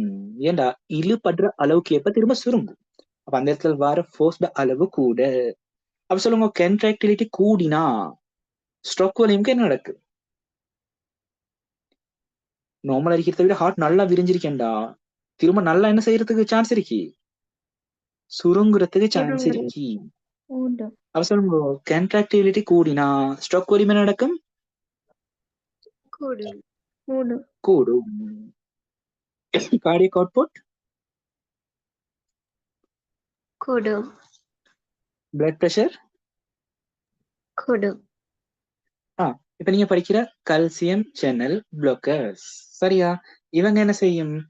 பேர்லயே இருக்கு கல்சியம் சேனல் பிளாக்கர்ஸ். அப்படின்னா கல்சியம் சேனலை பிளாக் பண்ணும். எங்க உள்ள? ஹார்ட்ல உள்ள செல்ஸ்ல, மயோகார்டியத்துல உள்ள செல்ஸ்ல. அப்ப செல்ஸ்களுக்கு என்ன போகாது? கல்சியம் போகாது. கல்சியம் போகாட்டி கன்ட்ராக்டிலிட்டி குறையும். சொல்லுங்க, கன்ட்ராக்டிலிட்டி குறைஞ்ச அடுத்து என்ன குறையும்? ஸ்ட்ரோக் வால்யூம் குறையும். அதால கார்டியக் அவுட்புட் குறையும், அதனால பிளட் பிரஷர் குறையும். அவ்வளவுதான் கல்சியம் சேனல் பிளாக்கர்ஸ் வேலை. சொல்ற விலங்குதான். பீட்டா பிளாக்கர்ஸை வச்சு இங்கே ஈஸியா சொன்னா, அதே மாதிரி இங்கே கால்சியம் சேனல் பிளாக்கர்ஸை வச்சு சொன்னேன். கிளியரா? அப்ப இந்த சார்ட்டை விளங்கினா உங்களுக்கு மெடிசின்ஸ் எல்லாத்தையும் நினைவு வச்சு கொள்ளணும்ன்றது விளங்குதா? மெடிசின் பேர் இல்ல, அதுல எக்ஷன் எப்படின்றது ஞாபகம் வச்சு கொள்ளும். தானே? அடுத்த பாருங்க, இந்த வீனஸ் ரிட்டர்ன், அதாவது எங்களோட ஹார்ட்டுக்கு வர பிளட் அளவை தீர்மானிக்கிறது ஒன்று வெயினஸ் டோன். எந்த அளவு வெயின் சுருங்குது, எந்த அளவு வெயின் சுருங்கி விரியுதுன்றது ஒரு விஷயம் எங்களோட வீனஸ் ரிட்டர்னை தீர்மானிக்கிறது. எவ்வளவு ஹார்ட்டுக்கு பிளட் வரப்போறாண்டு. அடுத்த மெயின் எங்களோட பிளட் வால்யூம். டோட்டலாவே எங்களோட உடம்புல இருக்கிற பிளட் அளவும் தீர்மானிக்க போகுது திரும்ப ஹார்ட்டுக்கு வர பிளட் அளவை. சும்மா சொல்லுங்க, இது எங்களுக்கு எக்ஸிடென்ட் ஒன்று நடந்துட்டு ஒரு இடத்துல சிவியர் என்ன செய்யல ஒரு காயம் ஒன்று நடந்து எங்களோட உடம்புல வச்சு நிறைய பிளட் வெளியில போயிடுச்சு. உடம்புல வச்சு நிறைய பிளட் வெளியில போயிடுச்சு. அப்ப அந்த டைம் அந்த ஆளுக்கு ஹை ப்ரெஷர் வர்றதுக்கு சான்ஸ் இருக்கா, இல்லாட்டி லோ ப்ரெஷர் வர சான்ஸ் இருக்கா? Low pressure. காரணம் என்ன? பிளட் வால்யூம் பிளட் குறைஞ்சிருக்கு உடம்புல. ஹை அதனால ப்ரெஷர் என்ன வரதுக்கு குறையும்? பிளட் இல்ல மிச்சம். ஓ இல்ல, வீனஸ் நான் கேட்கிறேன், ரிட்டர்ன் லோ குறையும். ப்ரெஷர் வரப்போகுது, லோ ப்ரெஷர் வரப்போகுது, பிளட் பிளட் வால்யூம் வால்யூம் குறைஞ்சு, பிளட் வால்யூம் குறைஞ்சா ஆட்டோமேட்டிக்கா என்ன வீனஸ் குறையும்? ரிட்டர்ன் குறையும். வீனஸ் ரிட்டர்ன் குறைஞ்சா ஹார்ட் ரேட் குறையும். இது ஸ்ட்ரோக் வேல்யூ குறையும். ஸ்ட்ரோக் வால்யூம் குறைஞ்சா கார்டியக் கார்டியக் அவுட்புட் அவுட்புட் குறையும். குறையும். பிளட் அப்ப விலங்குல இப்பயே எங்களோட உடம்புல வச்சு நிறைய பிளட் போனா பிளஸ் இந்த லோ ப்ரெஷர் வரண்டு செஷன் விலங்குதான். இப்ப சும்மா சொல்லுவோம், ஏதோ ஒன்று நடந்து இப்ப நீங்க கைய இந்த இடத்துல வெட்டி கொள்ள போறீங்க, கை இந்த இடத்துல வெட்டி என்ன நடக்கும்? நிறைய பிளட் லொஸ் ஆக போகுது. லொஸ் ஆக போக்கிட்ட நடக்கும், உங்களோட வீனஸ் ரிட்டர்ன் குறைய போகுது, ஸ்ட்ரோக் வால்யூம் குறைய போகுது, கார்டியக் அவுட்புட் குறைய போகுது, பிளட் ப்ரெஷர் நல்லா குறைய போகுது. அப்ப பிளட் ப்ரெஷர் நல்லா குறைஞ்ச என்ன பிரச்சனை? மத்த ஓர்கனுக்கு பிளட் ப்ரெஷர், இந்த பிளட் போற அளவுக்கு ப்ரெஷர் இருக்காது, அப்ப பிளட் போகாது. அப்ப அங்கே ஸ்ட்ரோக் வரையிலும் ஹார்ட் ஃபெயிலியர் வரையிலும் ஆள் இறக்குற அவ்வளவு. சரியா? அப்ப எங்கட உடம்புல நாங்க எங்கட இருக்கிற பிளட் அளவை குறைக்கிறதுக்கும் சில மெடிசின்ஸ் இருக்கிற. பிளட்டை குறைக்கிறா எங்களுக்கு தெரியுமே, ஏழுல படிச்ச விஷயம், பிளட் எடுத்துக்கொண்டா 2 பிரிக்கலும். சொல்லுங்க என்னன்னா பிளட் கம்பனன்ட்ஸ். குருதியை 2 பிரிக்கிறோம். என்ன குருதியிட உள்ள கூறுகளை? ஒன்று blood cells, திரவ விலையம், அதுக்கு சொல்ற பிளாஸ்மா. அடுத்தது கலன்கள், குருதி கலன்கள்ல கலங்கள், பிளட் செல்ஸ். அப்ப திரவிலியம் கூடினாலும் பிளட் அளவு கூட போகுது, கலங்கள் கூடினாலும் பிளட் அளவு கூட போகுது. திரவிலியத்துல மெயினா இருக்கு என்னன்னு சொல்லுங்க? protein and water. water, main பிளட்லயே ஆகவும் கூடுதலா என்ன இருக்கு? water, வாட்டர், நீர். திரவிலியம் தான் பிளட்ல கூடுதலா இருக்கு. திரவிலியத்துல எது கூடுதலா இருக்குன்னா வாட்டர். அப்ப எங்களோட உடம்புல உள்ள வாட்டரை நாங்க குறைக்க கிட்ட திரவிலியம் குறையும், அதெல்லாம் என்ன குறையும்? பிளட் அளவும் குறையும். பிளட் அளவு குறைஞ்ச சொல்லுங்க Venus return. correct, Venus return குறைஞ்சா ஸ்ட்ரோக் வால்யூம், வீனஸ் ரிட்டர்ன் அதால கார்டியக் அவுட்புட், குறையும். அதால பிளட் பிரஷர். குறையும். அப்ப எங்கட பிளட்ல உள்ள இல்லாட்டி எங்கட உடம்புல உள்ள வாட்டரை குறைக்கிறதுக்கு ஒரு டைப் மெடிசின் இருக்கு. அதுக்கு தான் பேர் என்னன்னு சொல்றோம்னா டைரட்டிக்ஸ். டைரட்டிக்ஸ் என்ன செய்யும்டா டைரசிஸ கூட்டும். சொல்லுங்க டைரசிஸ் என்ன? எங்கட உடம்புல இருந்து சிறுநீர் யூரின் பாஸ் பண்ற அளவை கூட்டும். சிறுநீர்ல என்ன இருக்கு? நீர் தானே. பிளட் ஃபில்டர் பண்ணி வார நீர்ட அளவை கூட்ட கிட்ட. அப்ப சிறுநீர்ல நீர் கூடுதுன்னா திரவியலயத்துல நீர் குறையுதுன்னு அர்த்தம், பிளட் வால்யூம் குறையுதுன்னு அர்த்தம், பிளட் பிரஷர் குறையுதுன்னு அர்த்தம். சொல்ற விளங்குதா? டியூரெட்டிக்ஸ்ன்றது அடுத்த குரூப். என்ன செய்ய போகுது? உடம்புல உள்ள நீர்ட அளவை குறைக்கும். அப்ப எப்படி குறைக்கிற? உடம்புல உள்ள நீரை யூரினா பாஸ் பண்ண வைக்கிற, கூடுதலா பாஸ் பண்ண வைக்கிற. சரி, அப்ப அதுக்கு ஃபேமஸான மெடிசின் தான் பிளட் பிரஷர் ஆட்கள் குடிக்கிறது HCT, ஹைட்ரோகுளோரோதைசைட். புரோசிமைடும் கொடுக்குற. நான் மெயினா புரோசிமைட் ஹைப்பர் டென்ஷன் கொடுக்குறோம்ல, அங்கே எடிமா அது மாதிரிக்கு நான் கொடுக்குறேன். இப்ப நான் சொல்லுவோம் HCT பத்தி ஒரு இன்ட்ரெஸ்டான விஷயம். சரி, அப்ப சொல்லுங்க HCTன்றது என்ன? ஒரு டயயூரெட்டிக்ஸ், அப்படித்தானே? அப்ப என்ன செய்யும்? அதை குடிச்சா என்னத்தை கூட்டும்? டயாலிசிஸ கூட்டும், அதாவது சிறுநீர் வெளியேற்றத்தை கூட்டும். அப்ப சொல்லுங்க, HCT பொதுவா ஒரு நாளைக்கு ஒரு தடவை தான்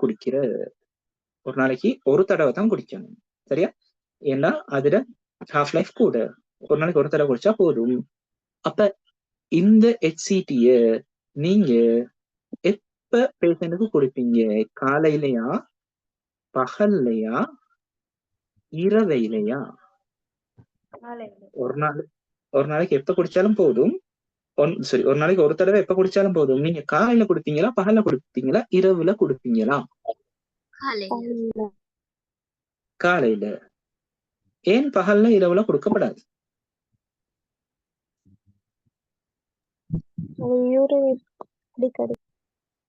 வேறங்களா?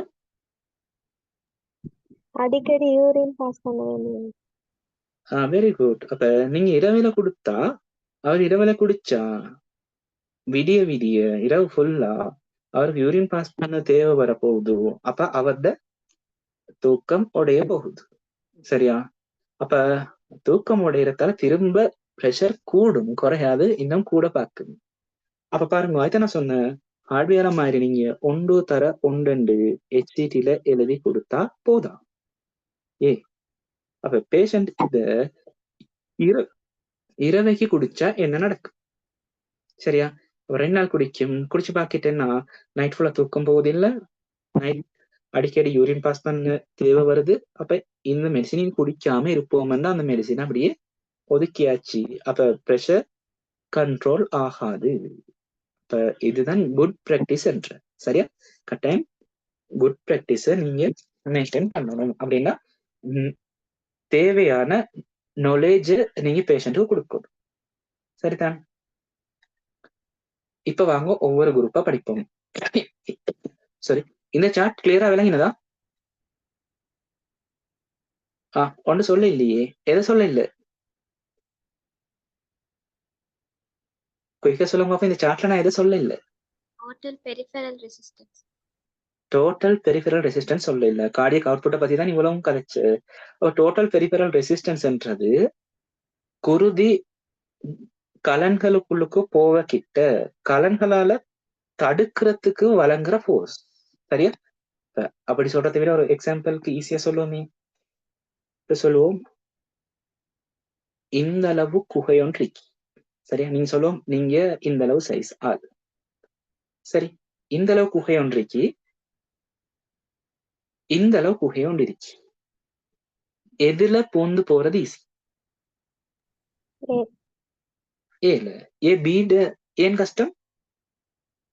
சைஸ் சின்னது, போக்கிட்டு இழுபட்டு தள்ளிப்பட்டு போகணும். அப்ப பாருங்க, அதைத்தான் சொல்ற ரெசிஸ்டன்ட்ன்றது இப்ப குருதி உள்ளுக்கு போறத தடுக்கிற விதமா கலன்கள்ல வெசில்ஸ்ல கொடுக்கிற தடையத்தான் நாங்க பெரிஃபெரல் ரெசிஸ்டன்ஸ் சொல்றோம்.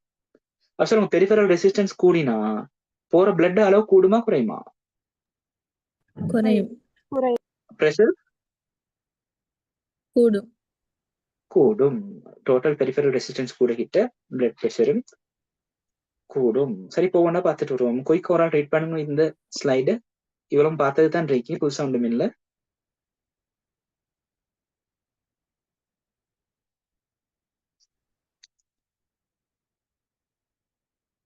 குயிக்கா இந்த ஸ்லைடை ரீட் பண்ணுங்க யார். சரி. EP is equal to CU into peripheral resistance.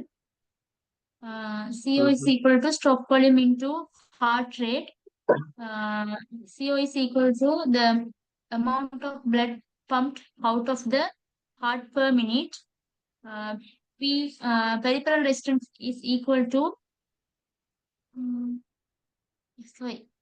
PR is slow in charge vessels or vasodilation. PR is high in smaller vessels or vasoconstrictions. Stroke volume, the volume of the blood pumped from the ventricle per beat. Heart rate, the number of heartbeats per unit of time. சரியா? இப்ப இந்த விஷயம் மட்டும் சொல்லித்தர இல்ல, வேசோ dilation என்னண்டா, வேசோண்டா வெசல்ஸ சொல்ற, டைலேஷன்டா அது தளர்வா இருக்கி இல்லாட்டி விரிஞ்சிருக்கிற மாதிரி. அப்ப நார்மலா இந்த சைஸ் இருந்தா அதை விட சைஸ் கூட கிட்ட நாங்க வேசோ டைலேஷன் சொல்ற, அதை விட சைஸ் சின்னதாக கிட்ட என்ன சொல்றோம் நாங்க வேசோ கன்ஸ்ட்ரிக்ஷன் சொல்றோம். கன்ஸ்ட்ரிக்ஷன்டா சுருக்கம், டைலேஷன் தான் விரியுது. சரியா? இது நார்மல் அண்டா, இது டைலேஷன், இது கன்ஸ்ட்ரிக்ஷன். சரிதானே? மீதி எல்லாம் அதுல சொன்ன விஷயம் தான். நீங்க சார்ட்ட தந்திருக்கி பாருங்க. ஸ்ட்ரோக் வால்யூம்டா ஒரு தடவை ஹார்ட் பீட் ஆக கிட்ட ஹார்ட்ல வச்சு வெளியில வர டோட்டல் பிளட் வால்யூம் தான் ஸ்ட்ரோக் வால்யூம்னு சொல்றோம். சரியா? இந்த இடத்துல சொல்றதுக்கு என்ன, கார்டியக் அவுட்புட்டா கூட்டணும்டா ஒன்னு ஸ்ட்ரோக் வால்யூமை கூட்டணும், இல்லாட்டி ஹார்ட் ரேட்டை கூட்டணும், இல்லண்டா ரெண்டையும் கூட்டணும். சரிதானே? அதே மாதிரி கார்டியக் அவுட்புட்டை குறைக்கணும்டா ஸ்ட்ரோக் வால்யூமை குறைக்கணும், இல்லைன்னா ஹார்ட் ரேட்டை குறைக்கணும், இல்லைன்னா ரெண்டையும் குறைக்கணும். சரி, இப்ப திரும்ப ஒரு ஜென்ரல் நாலேஜ் மாதிரி இல்லாட்டி காமன் நாலேஜ் ஒன்று தந்திருக்கேன் உங்களுக்கு. அதாவது இது டயக்னோஸ் பக்கம் பாருது எங்களுக்கு தேவையில்லை என்றாலும் பார்த்துட்டு போம். நார்மல் என்றது எங்களோட பிளட் ப்ரெஷர் சிஸ்டோலிக் 130 விட, அதே நேரம் டயஸ்டோலிக் 85 விட குறைவா இருக்கிறது. 120 இருக்கணும் இல்லை, 121 இருந்தாலும் சரி, 129 130 விட குறைவு தானே. அதே மாதிரி 84 85 விட குறைவு. அப்ப இந்த கட்டமும் நாங்க சொல்ற நார்மல் எடுத்தேன். சரியா? 120 இருக்கணும் இல்ல, 21 இருந்தாலும் சரி, 22 இருந்தாலும் சரி, 29 வரை காட்டலும். அதே மாதிரி டயஸ்டோலிக் 84 வரை காட்டலும் இருந்தா நாங்க நார்மல் ப்ரெஷர் தான் எடுக்கிறோம். சரியா? அப்ப நார்மல்லையும் ஹை என்று நாங்க எதுக்குண்டா 139 விட குறவு, அதே மாதிரி 130 விட கூடண்டா. சரியா? நார்மலை விட கூட, ஆனா 139 விட குறவண்டா அதுக்கு நாங்க சொல்ற ஹை நார்மல். அப்ப இந்த ரேஞ்ச்லயும் நாங்க மெடிசின்ஸ் எடுக்க தேவையில்லை. ஆனாலும் இந்த தடவை நாங்க எங்களோட ஹேபிட்ஸை கொஞ்சம் மாத்திக்கொள்ளணும். ஃபுட் எடுக்கிறது, அடுத்தது எங்களோட லைஃப் ஸ்டைலை கொஞ்சம் சேஞ்ச் பண்ணிக்கொள்ளணும். அடுத்து ஹைப்பர் டென்ஷன் வர நாங்க ஸ்டார்ட்ல பார்த்த மாதிரி 140க்கு மேல 90க்கு மேல. அப்ப இதுக்கு நான் சொல்றேன் மைல்ட் இல்லாட்டி ஸ்டேஜ் 1. இந்த டைம்லையும் நாங்க மிச்சம் மெடிசினை எடுக்க தேவையில்லை. அப்பயும் நாங்க பாக்குறோம் எங்க லைஃப் ஸ்டைல் சேஞ்ச் பண்ணி கண்ட்ரோலுக்கு கொண்டு வரையிலுமா. அப்படி கண்ட்ரோல் பண்ண ஏலா போனா மொடரேட் ஸ்டேஜ் இல்லாட்டி ஸ்டேஜ் 2 வரை கிட்ட இந்த டைம்ல இருந்து தான் நாங்க மெடிசின் எடுக்க ஆரம்பிக்கிறது. இவ்வளவுலயும் நாங்க மெடிசின் எடுக்கிறதில்ல. எங்களோட ஹைப்பர் டென்ஷன் மொடரேட், அதாவது ஸ்டேஜ் 2 வரை கிட்ட தான் நாங்க மெடிசின் எடுக்க ஸ்டார்ட் பண்றோம். என்னாலும் ஹை நார்மல் மைல்ட் ஸ்டேஜ்ல எங்க லைஃப் ஸ்டைல சேஞ்ச் பண்றது, ஸ்மோக் பண்ற ஸ்மோக் பண்றது நிப்பாற்ற, அடுத்தது செடண்டரி லைஃப் ஸ்டைல்டா அவங்க மொபைல் இது மாறுற, அதாவது ஒரே இடத்துல இருந்துட்டு அசையாம வேலை செய்யற ஆட்கள் அப்படி இருக்க ஒரு சைட். அப்ப அவங்களோட எக்ஸசைஸ் கூட்டி அது மாதிரி வேலைகள் செஞ்சு எங்க பிளட் ப்ரெஷரை குறைச்சிக்கொள்ள இல்லமான்னு பாக்குறேன்.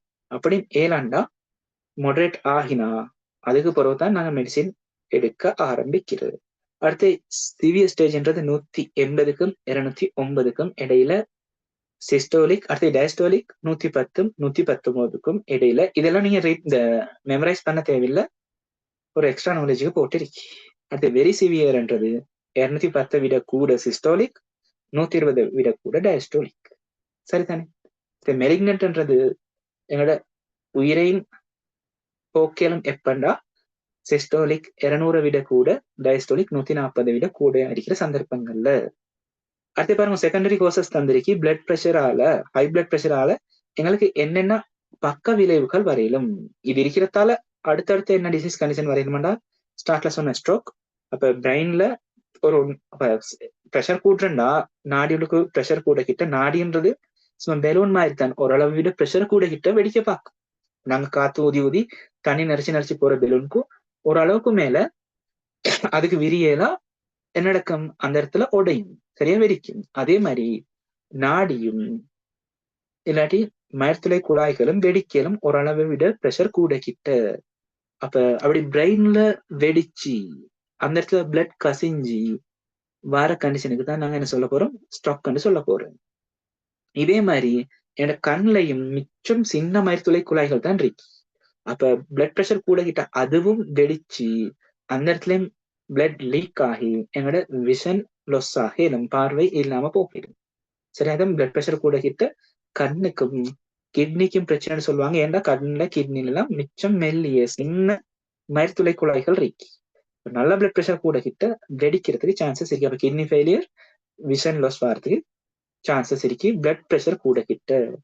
அடுத்து ஹார்ட் அட்டாக், ஹார்ட்ல உள்ள கொரோனரி வெடிக்கிறதுக்கு சான்ஸ் இருக்கு. அப்ப ஹார்ட் பிளாக் ஆகி ஹார்ட் அட்டாக் வரதுக்கு சான்ஸ் இருக்கு. பிளாக் தான் நான் சொல்றேன், நெக்ரோசிஸ் வந்து ஹார்ட் அட்டாக் வரதுக்கு சான்ஸ் இருக்கு. அடுத்து ஹார்ட் அட்டாக் வந்து கடைசியில ஹார்ட் ஃபெயிலியர் ஆகிறதுக்கும் சான்சஸ் இருக்கு. அதே நேரம் செக்ஷுவல் டிஸ்ஃபங்க்ஷன்ஸ் வரதுக்கும் சான்சஸ் இருக்கு. அப்ப இன்னைக்கு என்ன சொல்ல வரேன்டா, கட்டாயம் நாங்க பிளட் ப்ரெஷரை கண்ட்ரோல்ல வச்சுக்கொள்ளணும், இல்லைண்டா செகண்டரி கோர்சஸ் நிறைய வரையுது. சரி, இப்பதான் வாரோம் எங்களோட மெடிசின்க்கு. கிட்டத்தட்ட 1 ஹவருக்கு பிறகு இருக்கிறீங்களா? ஓ,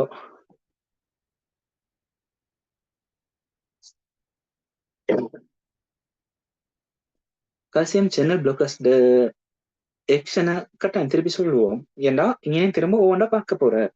லாஸ்ட் கிளாஸ் நான் படிச்சேன்டு இந்த இடத்துல கால்சியம் சேனல் பிளாக்கர்ஸையோ பீட்டா எடனர்ஜிக் ரிசெப்டர் பிளாக்கர்ஸையோ சொல்லாம போற இல்ல, சொல்ற திரும்பவும்.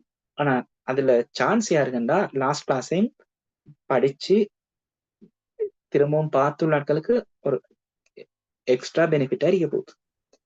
சரி, அதுக்குன்னு சொல்லாம இருக்கிற லாஸ்ட் கிளாஸ் நீங்க பார்த்து ஒவ்வொன்றையும் பார்த்துட்டு போகும். கண்டிப்பா ஒரு ஆள் ரீட் பண்ணுங்க.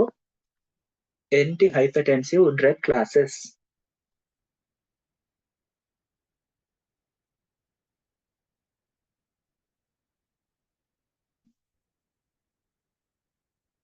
குயிக்கா ரீட் பண்ணுங்க பாவம்.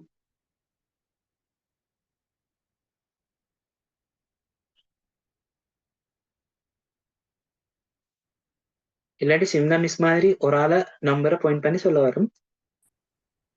Antihypertensive drug classes. Thiazide and related diuretics, calcium channel blockers, beta androgenic receptor blockers, angiotensin converting enzyme inhibitors, and angiotensin receptor blockers, alpha androgenic receptor blockers, direct vasodilators, centrally acting drugs, mineralocorticoid antagonist. சரி, ஒவ்வொன்றையும் பாக்குறதுக்கு முன்னாடி ஓவராலா எப்படி இந்த ஒவ்வொரு ட்ரக்ஸும் hyper டென்ஷனை குறைக்குது, இல்லாட்டி திரும்ப நார்மல் ரேஞ்சுக்கு கொண்டு வருதுன்றதை பார்த்துட்டு திரும்பவும் ஒவ்வொரு கிளாஸஸ்க்கு போவோம். சொல்றேன், ஓவராலா ஐடியா எடுத்துட்டு திரும்ப ஒவ்வொரு குரூப்பா பார்ப்போம். சரி, இல்லாட்டி ஒவ்வொன்றா பார்த்துக்கிட்ட போர் அடிக்கிற மாதிரி இருக்கிறதுக்கு சான்சஸ் இருக்கு. அப்ப இது ஆல்ரெடி சொல்லியாச்சு, thiazide and related diuretics. அப்ப diuretics பார்த்துட்டோம். அது diureticsன்றது மேல ஒரு தனி ஹெட்டிங் ஒன்று ஃபார்மகாலஜில நாங்க பார்க்க வேண்டிய ஒரு தனி ஹெட்டிங். சரி, அப்ப அந்த diureticsலையும் நாங்க thiazide diuretics தான் பொதுவா ஹைப்பர்டென்சிவ் ட்ரக்ஸா யூஸ் பண்றோம். இப்ப யோசிக்க தேவையில்லை, diureticsன்றது ஒரு பெரிய குரூப், அதுல ஒரு சப் குரூப் தான் thiazide குரூப்ன்றது. சரிதானே?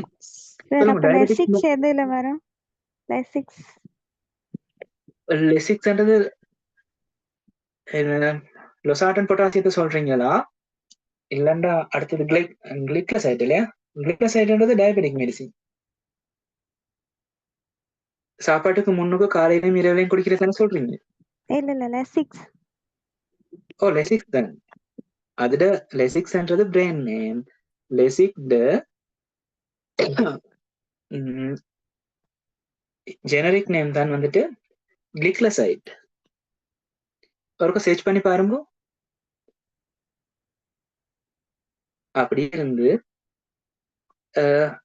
ஜெனரிக் நேம் ஆஃப் லெசிக்ஸ் கூகுள்ல சர்ச் பண்ணிட்டு சொல்லுங்க என்ன வருதுன்னு.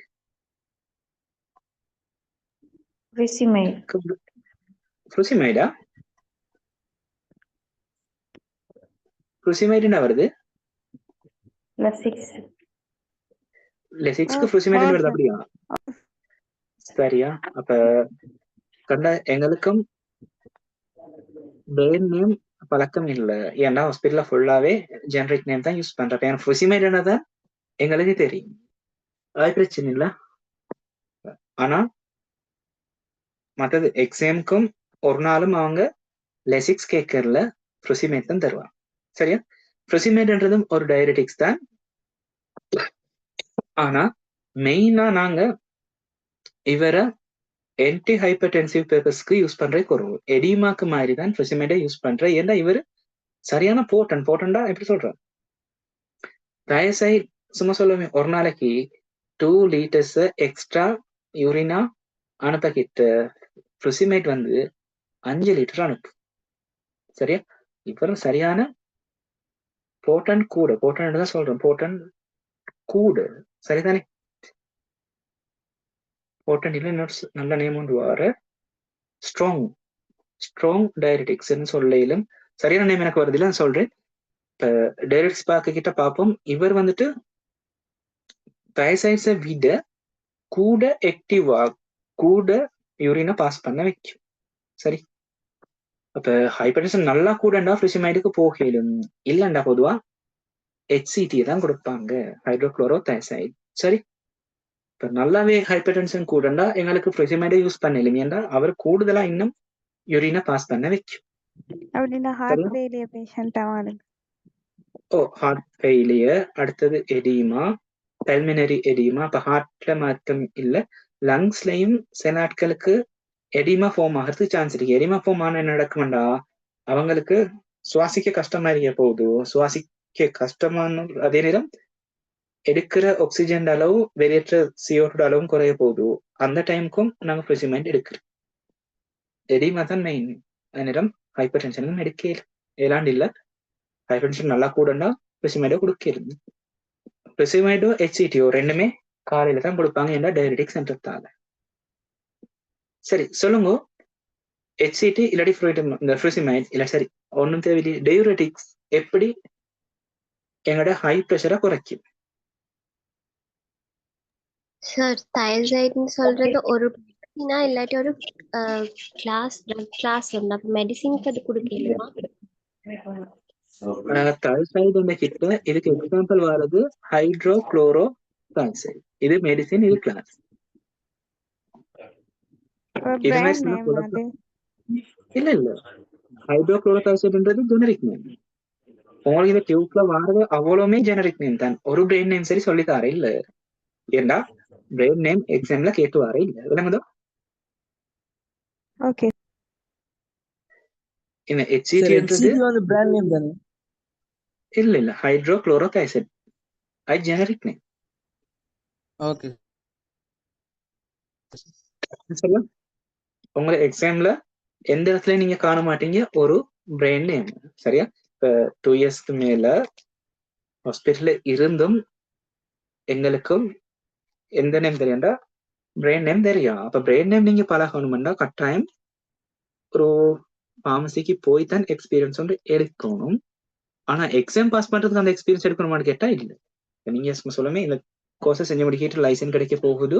இப்போ நீங்க ஃபார்மசி வந்து ஓப்பன் பண்ணணும்னா அந்த டைமுக்கு நீங்க ஒரு 6 months 1 year ஃபார்மசி வந்து போய் செட்டப்பை பார்த்துட்டு நீங்க ஃபார்மசியை ஓப்பன் பண்றதுனால ஏன்டா அப்ப உங்களுக்கு ஜெனரிக் நேம் என்ன பிரச்சனைடா, ஃபார்மசிக்கு வரதெல்லாம் பிரெயின் நேம்ல வரப்போகுது, ஹாஸ்பிட்டலுக்கு வரப்போறதெல்லாம் ஜெனரிக் நேம்ல வரப்போகுது. உங்களுக்கு எக்ஸாம் வரதும் ஜெனரிக் நேம் தான். எக்ஸாம் பாஸ் பண்றதுக்கு இதை கிளியர் பண்ணி கொடுறதுக்கு ஜெனரிக் நேம் போதும். ஆனா ப்ராக்டிஸ் பண்ணிக்கிட்ட உங்களுக்கு பிரெயின் நேமும் கட்டாயம் தேவைப்பட போகுது. ஹாஸ்பிட்டல் ஃபார்மசிஸ்ட்னா பிரச்சனை இல்லை, ஃபுல்லா ஜெனரிக் நேம் தான். உண்மையிலே ஸ்ரீலங்கால ரோல் இருந்ததுக்கு அந்த ரோல் ஃபாலோ பண்ணப்படுது இல்லை. எக்ஸாம்பிளா இப்ப ஃபார்மசியில ஃபார்மசிஸ்ட் வைக்கணும்ன்றது ரூல், அது ஃபாலோ பண்றதா இல்லை. அதே நேரம் நாங்க பிரெஸ்கிரிப்ஷன் படிக்கிட்ட பார்ப்போம், பிரெஸ்கிரிப்ஷன்ல கட்டாயம் மெடிசின் எழுதகிட்ட ஜெனரிக் நேம்ல தான் மெடிசின் எழுதணும். தேவையண்டா பிரெக்கெட்ல பிரெயின் நேம் எழுதணும். ஆனா அதுவும் இங்க ஃபாலோ பண்றேன் இல்ல, தனியா பிரெயின் நேம் மட்டும் எழுதி வார். பிராக்டிஸ்ல உள்ள பிழைகள் எங்களுக்கு அத சரி செய்ய கஷ்டம். அப்ப என்ன செய்யணும்டா பிரெயின் நேம் பழகணும். இப்ப இந்த கோர்ஸ் நீங்க முடிய கிட்ட பாஸ் ஆக கிட்ட அதுக்கப்புறம் உங்களுக்கு 1 month 6 month சம்டைம் 1 year போய் எக்ஸ்பீரியன்ஸ் ஒன்று எடுக்கணும். பிரெயின் நேம் மட்டும் இல்ல, நாங்க இந்த இடத்துல தியரி சொல்லி தந்ததுக்கு நீங்க ஃபார்மசி ஒன்று ரன் பண்ணிக்கிட்டு சில எக்ஸ்ட்ரா நாலேஜ் நீங்க எடுக்க தேவை வரும். சரியா? எப்படி நாங்க ஆர்டர் பண்ற எதை வச்சு ஆர்டர் பண்ற எப்படி மூவ்மெண்ட்டை பார்க்குற மெடிசின் சும்மா சொல்லும் ஒவ்வொரு மந்த்தும் நீங்க மெடிசினை ஆர்டர் பண்ணி எடுக்கணும். ஆர்டர் பண்ணி எடுக்கிறேன்னா சேல்ஸ் ரெப் வருவாங்க, அவங்கள்ட்ட எடுக்கணும். அப்ப பார்க்கணும் எந்தெந்த மெடிசினை நான் எடுக்கிற எது எது எடுக்கிற இல்ல.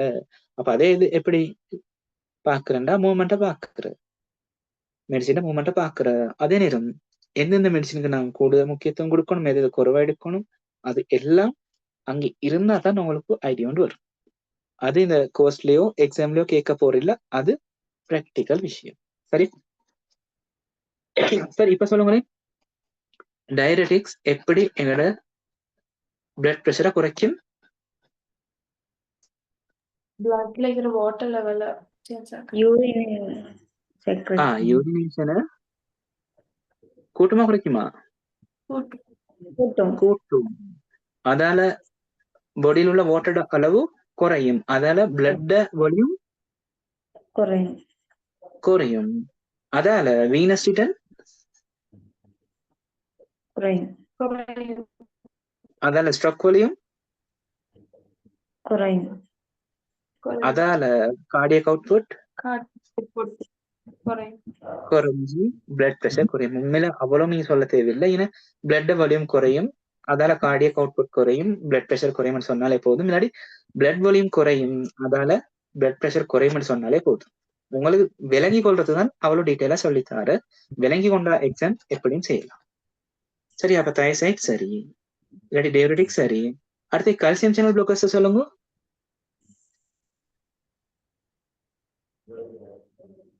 என்ஜினியரிங் படிச்ச விஷயம். ஹார்ட் ரேட்டை குறைக்கும், அடுத்து கான்ட்ராக்டிலிட்டியையும் குறைக்கும். எப்படி ஹார்ட் ரேட்டை குறைக்கும்?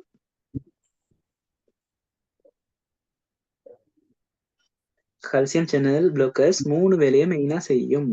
ஒன்று ஹார்ட் ரேட்டை குறைக்கும், அடுத்து என்ன கான்ட்ராக்டிலிட்டிய குறைக்கும், அடுத்தது வெசல்ஸ் டைலேட் பண்ணும். சரியா? வெசலை டைலேட் பண்றதும் கான்ட்ராக்டிலிட்டியும் ஒரே விஷயம்தான். கல்சியம் போறத தடுக்கிற, அதால வேசோ டைலேஷன் நடக்க போது, அதே நேரம் கான்ட்ராக்டிலிட்டி குறைய போகுது. அதே நேரம் கால்சியம் சேனல் ப்ளோக்கர்ஸ் இன்னொரு வேலையும் செய்யும். எங்களோட ஹார்ட்ல கடத்தும் தொகுதி ஒன்றைக்கு தானே SAAV பெர்கின்ஜே படிச்சிருப்பீங்களே, ஹிஸ்ட் ஆஃப் பண்டில்ஸ். அதுல இம்பல்ஸ் போகணும், போனாதான் எங்களோட ஹார்ட் ரேட் இல்லாட்டி ஹார்ட் துடிக்கிறத கண்ட்ரோல் பண்றது அந்த இம்பல்சஸ் தான். சரியா? அந்த போற ஃபாஸ்டா குறைக்கும் இந்த கால்சியம் சேனல் ப்ளோக்கர்ஸும் பீட்டா ரிசெப்டர் ப்ளோக்கர்ஸும். அப்ப சிம்பிளா சொல்லிட்டு போமா, ஃபுல்லா இல்லை, திரும்ப பின்னுக்கு பார்க்க போறே தானே. அப்ப யூரினேஷனை குறைச்சி பிளட் வால்யூமை குறைச்சி பிளட் ப்ரெஷர் குறைக்கிறது டயபெட்டிக்ஸ். இப்ப கால்சியம் சேனல் ப்ளோக்கர்ஸ் என்ன செய்யும்? ஒன்று கண்ட்ராக்டிவிட்டியை குறைக்கும் ஹார்ட், அடுத்தது என்னோட வெசல்ஸ் டைலேஷனை கூட்டும், வெசோ டைலேஷனை செய்யும். அப்ப இது ரெண்டாலையும் பிளட் ப்ரெஷரை குறைக்கும். ஆல்ரெடி பீட்டா அட்ரினர்ஜிக் ரிசெப்டர் ப்ளோக்கர்ஸை பார்த்துட்டோம். என்ன செய்யும்? ஹார்ட் ரேட்டை குறைக்கும், அதால கார்டியக் அவுட்புட்டை குறைக்கும், பிளட் ப்ரெஷரை குறைக்கும். சரியா? இதை மூணும் பார்த்துட்டோம். இந்த எங்கியோடென்சின் கன்வெர்ட்டிங் என்சைம் இன்ஹிபிட்டர்ஸை கொஞ்சம் வைப்போம், ரெண்டையும் ஒரேடியா படிக்கிட்டு லேசா இருக்கும். அடுத்து அல்பா எட்ரினர்ஜிக் ரிசெப்டர் ப்ளோக்கர்ஸ் என்றது எங்க இருக்கேன்டா, இப்ப நாங்க பீட்டா பார்த்தோம் தானே, அதே மாதிரி தான் அல்பான்றது அடுத்த டைப். அல்பா மெயினா இருக்கிறது எங்கட பிளட்ல வெசல்ஸ்ல. சரியா? அதுவும் இருக்கிறது ஆல்பா 1. அப்ப ஆல்பா 1ல எட்ரினலின் வந்து சேர்ந்தா இந்த வெசல் கன்ஸ்ட்ரிக்ட் ஆகும். சரியா?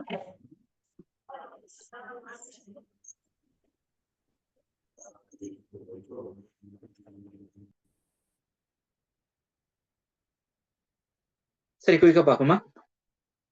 ஆல்பா அட்ரினர்ஜிக் ரிசெப்டர்ன்றது எங்க இருக்கு? எங்கட வெசல்ஸ்ல இருக்கு. சரியா? வெசல்ஸ்ல ஆல்பா 1 ப்ளோக்கர் சாரி ரிசெப்டர் இருக்கு.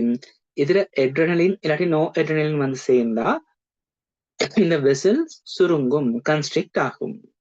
அப்ப நாங்க ஆல்பா அட்ரினர்ஜிக் ரிசெப்டர் ப்ளோக்கர்ஸ் எடுத்தா, இந்த ப்ளோக்கர் ஒன்று கொண்டு நாங்க வச்சா எட்ரினலின் வந்து அந்த இடத்துல சேர்றதை தடுத்து எங்களுக்கு கன்ஸ்ட்ரிக்ட் ஆகிறது தடுக்கலும். சரியா? அப்ப அதுதான் அவரோட வேலை.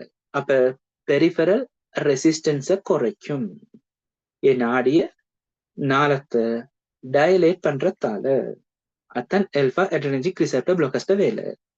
அடுத்து டிரெக்ட் வேசோ டைலேட்டர்ஸ் இருக்கு, அவரும் இவரே மாதிரி தான். இப்ப இங்க வந்து அல்ஃபா பிளாக் பண்ணி தானே டைலேட் பண்ண, இவங்க அல்ஃபால சேராது, டிரெக்டா போயிட்டு நாடி நாளத்தை விரிய செய்யும். அதாலையும் பெரிஃபரல் ரெசிஸ்டன்ஸ் குறையும், பிளட் பிரஷர் குறையும். அடுத்தது சென்ட்ரலி ஆக்டிங் ட்ரக்ஸ்ன்றது சிம்பிளா சொல்றேன், திரும்ப பார்ப்போம். நான் சொன்னேனே ஹார்ட் ரேட்டை கூட்டுறது, இந்த பிளட் வெசல்ஸை கன்ஸ்ட்ரிக்ட் பண்றது முக்கியமான 2 பேர் தான். ஒன்று எட்ரெனலின், அடுத்தது நோ எட்ரெனலின். சரியா? அப்ப இது ரெண்டும் எதுல வச்சு உருவாகுறா?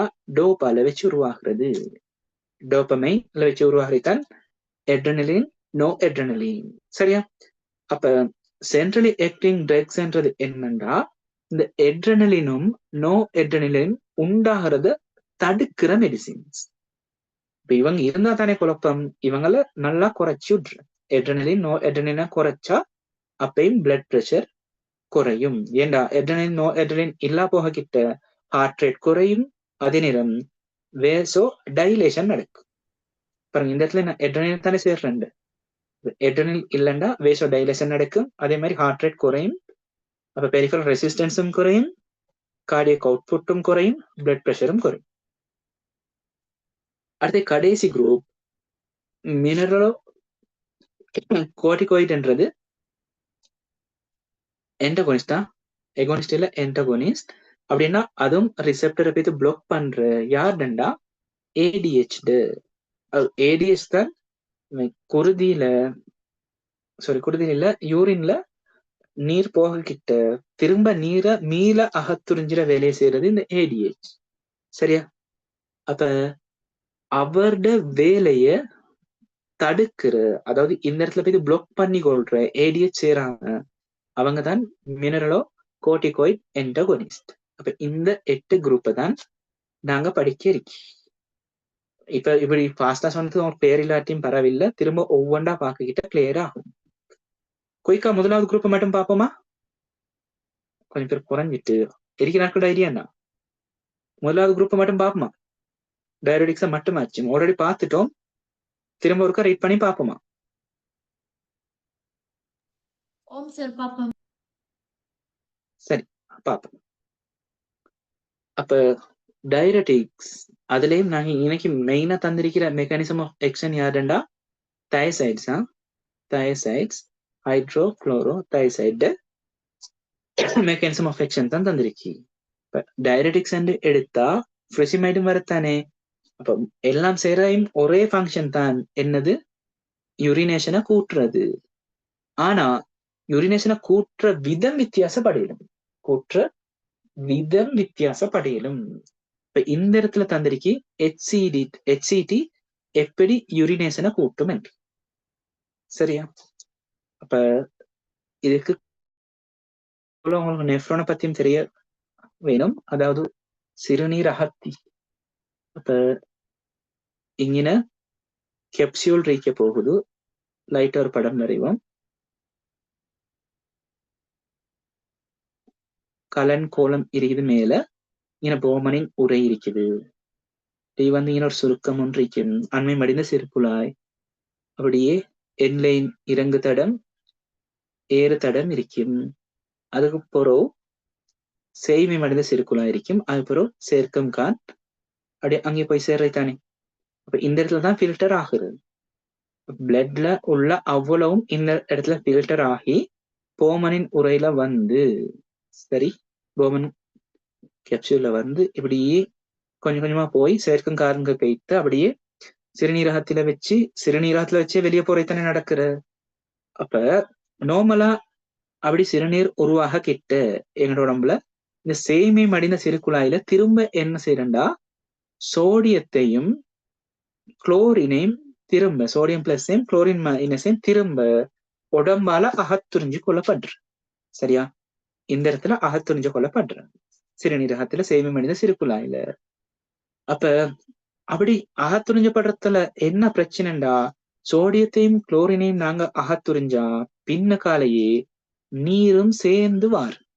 இதுளுக்கு நீரும் இருக்கி, சோடியம் பிளஸ் இருக்கி. அதாவது இந்த இடத்துல ஃபில்டர் ஆகுற கலன் கோலத்துல வச்சு கீழே வடிகிறத்துல சோடியம் இருக்கி, Cl மைனஸ் இருக்கி, பொட்டாசியம் பிளஸ் இருக்கி, கால்சியம் 2+ இருக்கி, கூடுதலா மேக்சிமம் இருக்கிறது நீர். அப்ப அவ்வளவு பதார்த்தம் இருக்கு தானே. அப்ப வடிக்கப்பட்டதுல வச்சு திரும்ப இந்த செய்மை மடிந்த சிறு குழாயில சோடியம் பிளஸும் Cl மைனஸும் மீள அகத்துறிஞ்ச பட்டுக்கொள்ற. அப்ப சோடியம் பிளஸும் Cl மைனஸும் திரும்ப குருதிக்கு வந்தா அதை தொடர்ந்து இங்க செறிவு கூடுறதால தண்ணியும் நீரும் பரவல் மூலம் திரும்ப ஆல்ரெடி வடிச்சத்துல வச்சு திரும்ப குருதிக்கு வர பாக்குற. அப்ப வந்த திரும்ப என்ன செய்யும்? பிளட் வால்யூம் கூடும். அப்ப HCT என்ன செய்யும்டா, இந்த இடத்துல போய் சோடியத்தையும் குளோரினையும் திரும்ப அகத்துறிஞ்சிறத தடுக்கிற. சோடியத்தையும் குளோரினையும் திரும்ப அகத்துறிஞ்சத தடுக்கிற. அப்படி செஞ்சா நடக்கும், திரும்ப நீரும் பிளட்டுக்கு வராது. அப்ப என்ன நடக்கும்? யூரின் போற அளவு கூடும். அப்ப பிளட் வால்யூம் குறையும். சொல்றே கிளியரா? அவசரமா சொல்லிட்டு போடுமா? இல்ல சார் விளங்குது. அப்ப பாருங்க, mechanism of action thiazide loss of sodium and water by inhibiting. இப்ப இன்ஹிபிட் பண்ற இடம் இது. என்னத்த? Sodium chlorine co transporter. அப்ப இந்த இடத்துல ஒரு டிரான்ஸ்போர்ட்டர் இருக்கு. அடுத்து சோடியம் குளோரின் டிரான்ஸ்போர்ட்டர். சோடியத்தையும் குளோரினையும் வடிக்கப்பட்டத்துல வச்சு திரும்ப உடம்புக்கு அகத்துறிஞ்சு கொள்றது. அவர் அகத்துறிஞ்சினா தானே திரும்ப பின்னுக்கால தண்ணி வரும். அதால இவங்களை இன்ஹிபிட் பண்ற. அப்படி என்ன நடக்கும்? Leading to lowering of blood volume. Blood volume குறைஞ்சா என்ன நடக்கும்? ஆட்டோமேட்டிக்கா கார்டியக் அவுட்புட் குறையும், பிளட் பிரஷர் குறையும். இதுதான் மெயின் ஆக்ஷன் ஆஃப் thiazide. சரிதானே? தேய்மை மடிந்த சிறு குழாயில வச்சு சோடியம் குளோரின் மீள அகத்துறிஞ்சப்படுறதை தடுத்து, அதால நீர் மீள அகத்துறிஞ்சத்தையும் தடுத்து, யூரினேஷன் அளவை கூட்டி, எங்கட பிளட் வால்யூமை குறைச்சி, கார்டியக் அவுட்புட்டை குறைச்சி, பிளட் பிரஷரை குறைக்கிறது தான் thiazide வேலை. அது இல்லாம எக்ஸ்ட்ரா ஒரு வேலையும் செய்தான் கேட்டகோலமைன்ஸ். அப்படின்னா யாரும் இல்ல, எட்ரனலினும் நோ எட்ரனலினும். சரியா? அவங்கட ஆக்டிவிட்டியை குறைக்கிற, சென்சிட்டிவிட்டியை குறைக்குது. பாருங்க, ரெடியூஸ் சென்சிட்டிவிட்டி ஆஃப் ஆர்ட்ரியோல்ஸ் டு கேட்டகோலமைன்ஸ். அப்ப ஆர்ட்ரியோல்ஸ்டா ஆர்டரியில உள்ள எட்ரனலினுக்கும் நோ எட்ரனலினுக்கும் உள்ள சென்சிட்டிவிட்டியை குறைக்குது. அதால வேசோ டைலேஷன் நடக்குது. சரியா? வேசோ டைலேஷன் நடக்குது. அப்ப அதாலையும் பெரிஃபரல் ரெசிஸ்டன்ஸ் குறைஞ்சி பிளட் பிரஷர் குறையுதாம். அப்ப முக்கியம் இதை கொடுங்கோ. ஞாபகம் இருந்தா ரெண்டாவதையும் எழுதுங்கோ. கட்டாயம் முதலாவது எழுதும் மெக்கானிசம் ஆஃப் ஆக்ஷனுக்கு. ரெண்டாவது ஞாபகம் இருந்தா அதையும் எழுதுங்கோ.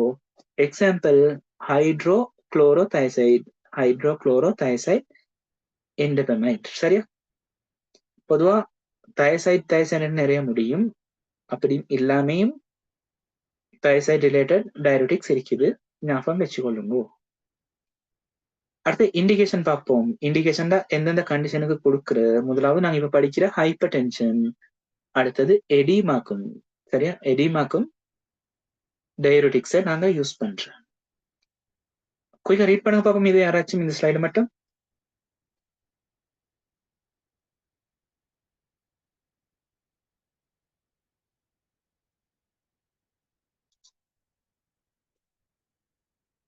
குயிக்கா இந்த ஸ்லைடை மட்டும் ஒரு ஆள் ரீட் பண்ணுங்க. Indications: hypertension,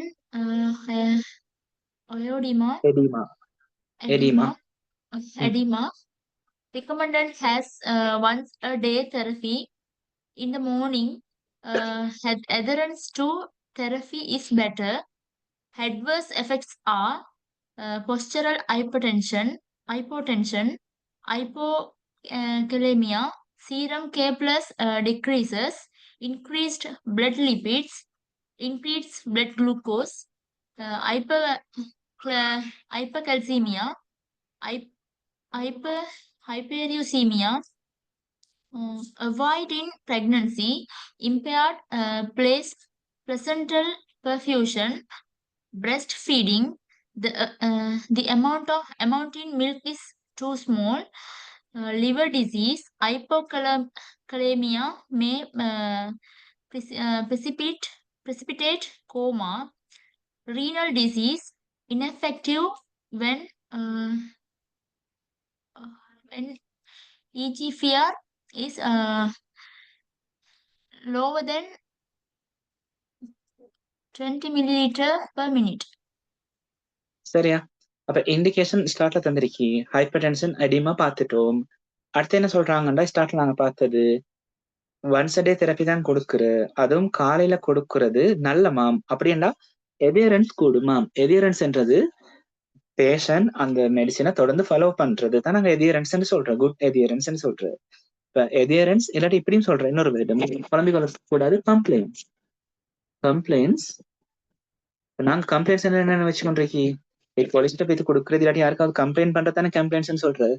அது இல்ல நாங்க இங்க பாக்குற கம்ப்ளைண்ட்ஸ்ன்றா பேஷண்ட் கம்ப்ளைண்ட்ஸ், அதாவது அதை பத்தி பேஷண்ட்ஸ் ஃபாலோ பண்றது எப்படி, விரும்புறது எப்படி, விருப்பத்தான்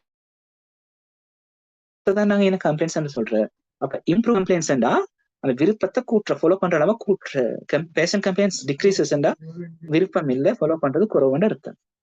எதிரன்ஸ் கூட இல்லாட்டி குட் பேஷண்ட் கம்ப்ளைண்ட்ஸ்டா அதை தொடர்ந்து அவங்க யூஸ் பண்ற இல்லாட்டி விருப்பத்தோட யூஸ் பண்ற அர்த்தம். சரி, அப்ப மார்னிங்ல கொடுக்கறதான் எதியரன்ஸை கூட்டுமா, பேஷண்ட் கம்ப்ளைண்ட்ஸை கூட்டும். அடுத்த முக்கியம் அட்வர்ஸ் எஃபெக்ட் வளமையா கேட்டு வருது. பொஸ்டூரல் ஹைப்போடென்ஷன் அப்படின்னா இந்த மெடிசின் எடுக்கிறதோட எங்கட பிளட் ப்ரெஷர் குறைய போகுது. அதால நாங்க அந்த மெடிசினை குடிச்சு திடீரென்று எலும்ப கிட்ட பொஸ்டூரல்னா நிலை தானே எங்களோட உடம்பு குயிக்கா நாங்க நேரா நிக்க பார்க்க கிட்ட எங்களோட ப்ரெஷர் நல்லாவே குறைஞ்சி எங்களுக்கு மயக்கம் வரையிலும், மயக்கம் வந்து அப்படியே கீழே புழையிலும். அப்படி வாரத்துக்கு தான் சொல்றோம் பொஸ்டூரல் ஹைப்போடென்ஷன். சரியா? அதால இந்த மெடிசின் நாங்க எடுக்க கிட்ட என்ன செய்யறோம்னா பொதுவா பெட்ல இருந்து, சரியா, பெட்ல இருந்து தூங்கிற பொசிஷன் இருக்குது அந்த பொசிஷன்ல மெடிசின் எடுக்கிற. அப்ப பொஸ்டூரல் ஹைப்போடென்ஷன் வரதுக்கு சான்சஸ் குறவு. மெடிசின் எடுத்த வாக்குலயே நாங்க திடீர்னு எலும்பி நிக்க நடக்க போகப்படாது.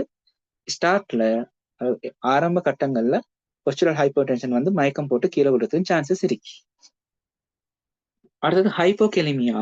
என்ன பிரச்சனைடா நாங்க சோடியம் பிளஸ் சிஎல் மைனஸ் பிளட்டுக்கு திரும்ப எடுக்கிறதை தடுக்கிறதானே, அதோட ஆட்டோமேட்டிக்கா பொட்டாசியம் பிளஸ் எடுக்கிறதும் தடுக்கப்பட போகுது. சரியா? அப்ப பொட்டாசியம் பிளஸும் கூடுதலா யூரினோட வெளியில போறதால எங்கட பிளட்ல உள்ள சீரத்துல உள்ள பொட்டாசியம் பிளஸ் அளவு குறையும். அப்ப பொட்டாசியத்துல அளவு குறையறதுக்கு தான் நாங்க பேர் சொல்றோம் ஹைப்போகெலிமியா. கெலிமியண்டா பொட்டாசியம், ஹைப்போண்டா குறைஞ்சி. அப்ப ஹைப்போகெலிமியண்டா சீரத்துல பொட்டாசியம் பிளஸ் அளவு குறைஞ்சிருக்கு. அதே நேரம் சைட் எஃபெக்ட்ஸா எங்களோட பிளட்ல உள்ள லிபிட்ஸ்ட அளவு கூடும், குளுக்கோஸ்ட அளவு கூடும், கெல்சியத்தோட அளவு கூடும். அதான் ஹைப்பர் கெல்சியமியான்னு தந்திருக்கு. அதே நேரம் யூரிக் ஆசிட் அளவு கூடும், ஹைப்பர் யூரிசீமியா. அப்ப பிளட் லிபிட்ஸ்ட அளவு கூட்டத்துக்கு சொல்ற ஹைப்பர், இன்னொரு இடம் தருவாங்க ஹைப்பர் லிபிடீமியா. அடுத்து குளுக்கோஸ்ட அளவு கூட்டுறது ஹைப்பர் கிளைசீமியா. அடுத்து ஹைப்பர் கல்சியமியா தெரியும், சீரத்துல கல்சியம் 2+ அளவு இன்க்ரீஸ் ஆகுது. ஹைப்பர் யூரிசீமியாண்டா சீரத்தில் உள்ள யூரிக் ஆசிட் அளவு கூட்டுறது. சரிதானே? கட்டாயம் அட்வர்ஸ் எஃபெக்ட்ஸை பாடமாக்கி கொள்ளுங்க. அப்ப இன்னொரு எக்ஸாம்பிள் தரையிலும், இந்த டியூரடிக் எக்ஸாம்பிள்ல ஹிண்டோடு தரையிலும் நீங்க டியூரடிக்ஸ் பாப்பீங்க தானே, இதுல ஹெச்டி மட்டும் தானே பார்த்து. அப்ப டியூரடிக்ஸ்ல நிறைய குரூப் இருக்கு. அதுல ஒரு குரூப் வரும் பொட்டாசியம் பிளஸ் ஸ்பேரிங் டயபெட்டிக்ஸ். அந்த டயபெட்டிக்ஸை தவிர மீதி எந்த டயபெட்டிக்ஸை நீங்க எடுத்தாலும் ஹைப்போகெலிமியா வரும். எந்த டியூரடிக்ஸ் யார தவிர, பொட்டாசியம் ஸ்பேரிங் டியூரடிக்ஸை தவிர மீதி எந்த டியூரடிக்ஸை நீங்க எடுத்தாலும் ஹைப்போகெலிமியா, அதே நேரம் ஹைப்பர் கெல்சிமியா சைட் எஃபெக்ட்ஸா வரும். அப்ப கொமனா ஞாபகம் வச்சுக்கொள்ளும். அடுத்தே பொதுவா நாங்க ஹைப்பர் டென்ஷனுக்கு மெடிசின் எடுக்கக்கிட்ட ஹைப்போ டென்ஷன் வர பாக்குற அதையும் எங்களுக்கு யோசிச்சு எழுதுன்னு பாருங்க. ஒன்றுமே ஞாபகம் இல்லைண்டா ஹைப்போ டென்ஷன் எழுதிட்டு வரைட்டு ஏ நல்லாவே நார்மலை விட ப்ரெஷரோட அளவு குறையக்கிட்ட எங்களுக்கு ஹைப்போ டென்ஷன் வரையுது. சரிதானே? அதெல்லாம் சும்மா யோசிச்சு எடுக்க வேண்டிய விஷயங்கள். அடுத்து என்ன சொல்ற, பிரெக்னன்சில அவாய்ட் பண்றது நல்ல. நாங்க 7-8 குரூப் படிச்சதுக்கு பிரெக்னன்ட் லேடிஸ்க்கு கொடுக்கறது இந்த 7வது குரூப் மட்டுமே. சரியா? மீதி 8 குரூப்ல எந்த குரூப்பையும் கொடுக்கறதில்ல. இந்த 7வது குரூப் மட்டும்தான் பிரெக்னன்ட் லேடிஸ்க்கு நாங்க பிரெஸ்கிரைப் பண்ற மெடிசின் ஹைப்பர் டென்ஷனுக்காக. சரி, அடுத்து பிரெஸ்ட் ஃபீடிங் கொடுக்கலும் ஏண்டா மில்க்ல செக்ரெட் ஆகுற மெடிசின் அளவு மிச்சம் சின்னதுன்னு சொல்றோம். அடுத்து லிவர் டிசீஸ்ல கவனமா கொடுக்கணும். ஏண்டா ஹைப்போகெலிமியா கோமாவை உண்டு பண்ணலும் பிரிசிபிரேட்னா உண்டு பண்றன்ற அர்த்தம். அடுத்து ரீனல் டிசீஸ் இருக்கேண்டா இப்ப எங்களோட மெயின் மெக்கானிசம் ஆஃப் ஆக்ஷனே என்ன, டயலிசிஸை கூட்டுறது, யூரினேஷனை கூட்டுறது. அப்ப ஆல்ரெடி எங்களுக்கு கிட்னில பிரச்சனை ஒன்று இருந்தா, ரீனல் டிசீஸ் ஒன்று இருந்தா, அப்ப அந்த இடத்துல நாங்க டயயூரெட்டிக்ஸை கொடுக்கறது புரோசனம் இல்லை. ஏன்னா நார்மலாவே யூரின் ப்ரொடியூஸ் ஆகுது இல்லை. அப்ப நாங்க டயயூரெட்டிக்ஸ் கொடுத்ததுக்கு கூடுதலா ப்ரொடியூஸ் ஆகிறதுக்கு சான்சஸ் குறையும். அப்ப எதை விடண்டா இதை நாங்க படிப்போம் டயயூரெட்டிக்ஸ்ல இல்லாட்டி எனடாமியில EGFR 30 மில்லிலிட்டரை விட குறவுண்டா, அதாவது ஒரு நிமிஷத்துக்கு 30 மில்லிலிட்டரை விட ஃபில்ட்ரேட் பண்றது குறவுண்டா. ஃபில்ட்ரேட் ரேட் ஒரு நிமிஷத்துல 30 மில்லிலிட்டரை விட குறவுண்டா, அந்த டைம்ல நாங்க டயயூரெட்டிக்ஸ் எடுக்கிறது பொருத்தம் இல்லைன்னு சொல்ற, இன்எஃபெக்டிவ்னு தந்திருக்கு. அவ்வளவுதான் டயயூரெட்டிக்ஸ்ல சொல்ல இருக்கி. எதுவும் டவுட் இருந்தா கேட்கலாம்.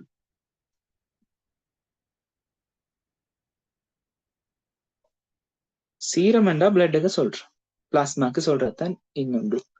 உண்மையிலே பிளாஸ்மா சீரமும் கொஞ்சம் டிஃபரெண்ட் ஒன்றைக்கு. இப்பயும் ஞாபகம் வச்சுக்கோங்க, பிளாஸ்மாக்கு தான் நாங்க சீரம்னு சொல்றோம். பிளாஸ்மால வச்சு இன்னொரு கூரை நாங்க அகற்றினா வாரத்துக்கு தான் நாங்க சீரம்னு சொல்றோம். ரெண்டும் ஒன்று இல்லை. என்னாலும் இப்பயும் நீங்க ஞாபகம் வச்சுக்கோங்க, சீரம்ன்றது பிளட் பிளாஸ்மா குருதி திரவிலியத்துக்கு தான் நாங்க சீரம்னு சொல்றேன். டவுட்ஸ் இருந்தா கேட்கலும். மற்ற அடுத்த விஷயம், உங்களுக்கு நாளைக்கு கிளாஸ் இருக்காது. அந்த கிளாஸ வென்ஸ்டே நைட்டு செய்வோம். சரியா? டியூஸ்டே எக்ஸாம் ஒன்று இருக்குது, மண்டே ப்ராக்டிக்கல் இருக்குது, அதால கொழும்புக்கு போக வேண்டிய தேவைன்னு இருக்குது. அப்படின்னா மண்டே 8 to 4 இல்ல 9 to 4 ப்ராக்டிக்கல் இருக்கிறதால நாளைக்கு நைட்டுக்கே புறப்படணும். அப்பதான் போய் சேரலாம் கொழும்புல ப்ராக்டிக்கல். அது அடுத்த நாள் எக்ஸாம் வேறுன்றதால உங்களுக்கு நாளைக்கு கிளாஸ் நடக்காது. அந்த கிளாஸ் வென்ஸ்டே நைட் 8 PM நடக்கும் இன்ஷா அல்லாஹ். எதுவும் டவுட் இருந்தால் கேட்கலாம். SLMs ரெஜிஸ்ட்ரேஷன் கைட் பண்றேன்னு போட்டிருந்தீங்க சார். ஓ, அதுல என்ன பிரச்சனைடா, அது தவறி ஓபன் ஆகினது போட்டு திரும்ப குயிக்காவே க்ளோஸ் பண்ணிட்டாங்க. சரியா? திரும்பவும் A-level ரிசல்ட்ஸ் வாரத்தோட தான் திரும்ப ஓபன் பண்றேன்னு சொல்லிருக்கி. சரியா? அடுத்த முக்கியமான விஷயம் விளங்கல, எப்பன்னு தெரியாதுன்னா சார்.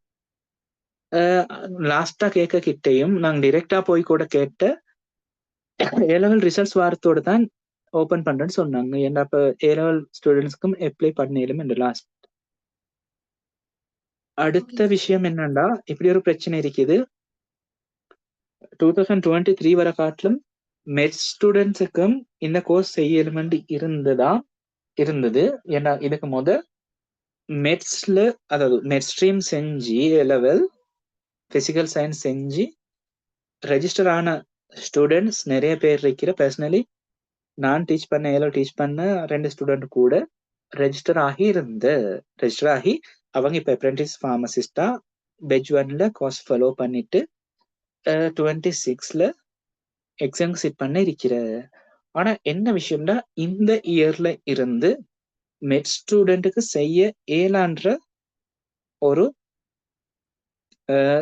கதை போகுதோ அது எப்ப எங்களுக்கு கன்ஃபார்ம் பண்ணலுமெண்டா திரும்ப ரெஜிஸ்ட்ரேஷன் ஓபன் பண்ணோன்னு தான் மெட்ஸ் ஸ்டூடெண்ட்ஸ்க்கு ரெஜிஸ்டர் ஆகலுமா ஏலாதான்றது தெரிய வரும். அப்ப அதால இப்பைக்கு மெட் ஸ்டூடெண்ட்ஸ் யாரு சரி இந்த கோர்ஸை ஃபாலோ பண்ணி இருந்தா அவங்க திரும்ப அந்த போர்ட்டல் ஓபன் ஆகி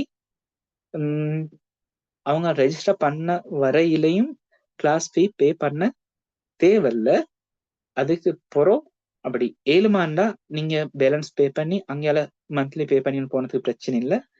அப்படி ஏலா போனோம்டா மெட் ஸ்டூடெண்ட்ஸ்க்கு ரெஜிஸ்டர் ஆக ஏலாண்டா இப்படி ஒரு வழி இருக்கு. இன்னும் நாங்க செய்யல, அதால 100% கேரண்டி தரையில என்ன பிரச்சனைடா அசிஸ்டன்ட் ஃபார்மசி கோர்ஸையும் இந்த இயர்ல எப்படி சரி ஸ்டார்ட் பண்றேன்னு இருக்கிறோம். அதுக்கு அவங்கள இன்க்ளூட் பண்ணி அசிஸ்டன்ட் ஃபார்மசிஸ்ட் சர்டிபிகேட்டை அவங்களுக்கு இஷ்யூ பண்ணிடும். ஆனா அது லைசன்ஸ் இல்லை, டிப்ளமாவும் இல்லை. அது ஓ லெவல் குவாலிஃபிகேஷனை வச்சு செய்யற கோர்ஸ் ஒன்று தான். என்றாலும் ஏ லெவல் செஞ்சிருந்தாலும் மெட் ஸ்டூடெண்ட்ஸ் எப்படி ஒரு சர்டிபிகேட் தான் கொடுக்கவார். சரி சார், அவங்களுக்கும் நஷ்டம் போகாம ஒரு வழியை பார்ப்போம். அப்ப மெட் ஸ்டூடெண்ட்ஸ் திரும்ப ரெஜிஸ்டர் பண்ண காட்டிலும் நீங்க கிளாஸ் ஃபீ பே பண்ண தேவையில்லை. சம்டைம் நீங்க ஃபுல் அமௌண்ட்டையும் பே பண்ணியிருந்தா உங்களுக்கு ஆஃப்டர் ரெஜிஸ்டர் பண்ண ஏலா போனா நாங்க திரும்ப ரீஃபண்ட் பண்ணுவோம். வேற டவுட் இருந்தா கேட்க, இல்லைண்டா லீவ் ஆக